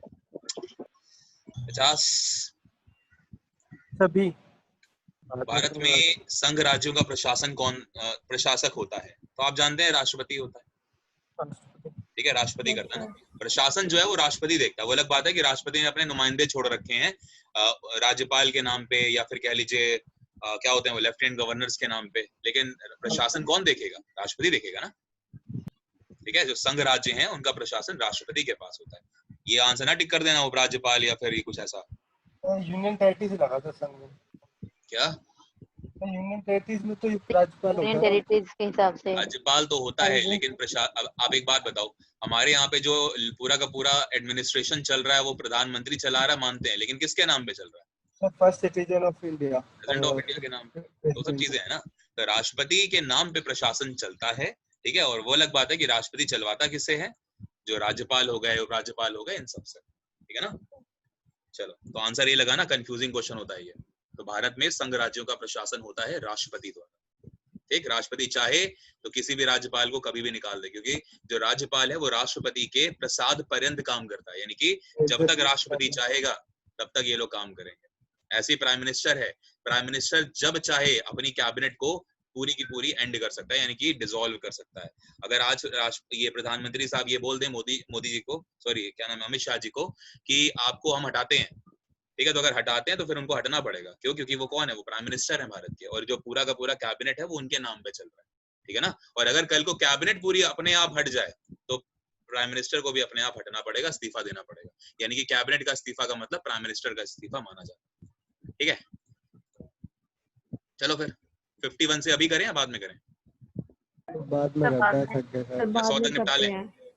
नहीं सर बाद में। सर हो गया सर सर। बाद में। कितना पता है? 31 लोगों से शुरुआत हुई थी, 15 रह गए, 14 रह गए। वही तो सर। तो ये भाग ये जाएगा। लोग क्वालिफाई होंगे सर, लास्ट में देख लेना आप। कौन लोग? हम बचे और सर। बचे हैं लास्ट में 15, देख लेना आप। जो टिके रहते हैं वही क्वालिफाई होते हैं सर, छोड़ देखो, जाते हैं चले जाते हैं। जितने लोग बचे हैं ना, मुझे छोड़ के सब क्वालिफाई करेंगे, बिकॉज मैं इसलिए नहीं करूंगा, मैंने पेपर ना भरा। अरे सर यूपी सर पीसीएस आपका हो जाएगा 11 का होगा। अरे मालिक, पीसीएस की बात। सर आपका यूपी पीसीएस का है ना? हाँ वो हो जाएगा सर। सर हीट हो गया लैपटॉप पे, रहने दो सर। हैं? क्या कह रहे हैं? सर लैपटॉप भी हीट हो गया, मैंने किया 2 घंटे हो गए, 2.25 घंटे सर। जी आपने तो नया लिया, वो भी 2 दिन पहले। नई नवेली दुल्हन है आपकी तो। सर सुबह से चल रहा है सर ये भी आज। चलिए अभी आपको 2 घंटे और चलाना रात में, सर नहीं आज रहने दो। 2 घंटे 9:30 से 11:30। आज छुट्टी। No sir. सर 1 सब घंटा सो पढ़ा जाते देना, हैं सर 9:30 से 11:30 10:30। चलिए देखिए, मैं अपना काम करूंगा, ठीक है। और आप लोग फिर फाइनल बताइए कि क्या करना है, राज हाँ या नहीं। फिर ना। ना ना, चलो तो वोटिंग सर करा कोई लेते दिक्कत हैं, नहीं है। वोटिंग करा लेते हैं, वोटिंग। चलो एकता जी ले लेना सर। ले लें। हाँ अच्छा, ले लेना। किरण जी, ना। योगेंद्र जी। अरे सर हम तो तैयार है हमेशा के लिए। नहीं ये अच्छा तैयार है ना, हाँ ठीक है। गैलेक्सी टैब ए 2017। कोमल जी सर सर आज तो रहने दो प्लीज। रहने दें। चलो अंश, शौकीन जी, शौकीन साहब, गुंजन जी। सर 7 तो अभी बज गए। हाँ तो पूछ रहे हैं ना, take it tomorrow. Hina ji, sir कल ले लेना। चलो बस यहीं से खत्म हो गया। बाकी जितने लोग बचे हैं उनका वोट काउंट ही नहीं होगा, क्योंकि इतने कम वाले आए गए। क्योंकि सर 7 तो अभी बज गए। हाँ बात तो है। और अभी आपके कितने क्वेश्चन बचे हैं? 50 क्वेश्चन बचे हैं। Yes sir. वैसे आगे साइंस है, साइंस हो जल्दी तो नहीं होती साइंस। खाना भी बनाना है। हाँ जी बनाओ जी, बनाओ खाना बनाओ, कोई नहीं। चलो ठीक है। सर के लिए भी भिजवा देना बना के। सर कर लिए फिर सर क्लास है या नहीं है? नहीं है फिर नहीं है। अच्छा मेरा पता क्या मन कर रहा नहीं है ना। मेरा मन कर रहा है मुझे ब्राउनी मिल जाए कहीं से बढ़िया सी। चलो खैर ओके, एंड करते हैं फिर मीटिंग को। Bye bye. Okay sir. Thank you sir. फिर कैंसिल कर दें, Thank अपनी you, sir. अगली क्लास आपकी फिर कल होगी, ठीक है। कल से टाइम टेबल की यस वोटिंग। सर कल ले लेना। ओके। Yes sir. ये कौन है? कौन है ये? बच्चे किसके बच्चे बोले? अंजू मैम के। जिसके व्यू अच्छे ही होंगे, उनको प्यारे प्यारे से। ज्यादा खुशी हुई है क्या? हाँ जी, उनको फोन मिलेगा शायद इसलिए। अच्छा। फोन के लिए खुश है। नहीं, मैं फोन नहीं देती बच्चों को कभी भी। बहुत सही कर रहे हो मैम, बहुत सही कर रहे हो। हमारी भांजी है, वो तो खाना खाएगी तो उसको फोन चाहिए। मत दिखाओ। नहीं देती सर बिल्कुल भी। अरे मैं नीचे चला जाऊं तो मेरा फोन छीन के डोरेमोन देखेगी, कहेगी मैं खाना तब खाऊंगी जब डोरेमोन दिखाओगे। इसलिए मैं उसको कई बार डांटता हूँ कि यार, मतलब मेरी बहन भी है ना, उसने मतलब चीजें ऐसी स्टार्टिंग से कर रखी हैं कि वो बच्चा ऐसा रिजिड हो गया है। कोई सर नहीं, उसको पीक वो लेट आएगी अगर आप दिखाओगे तो फोन। हाँ वो तो है, मुझे पता है वो चीजें। इवन उसको स्पेक्स लगे हुए हैं, तो चीजें गलत हैं उसके लिए। चलिए कोई नहीं, thank you, bye bye. Thank you sir. Okay.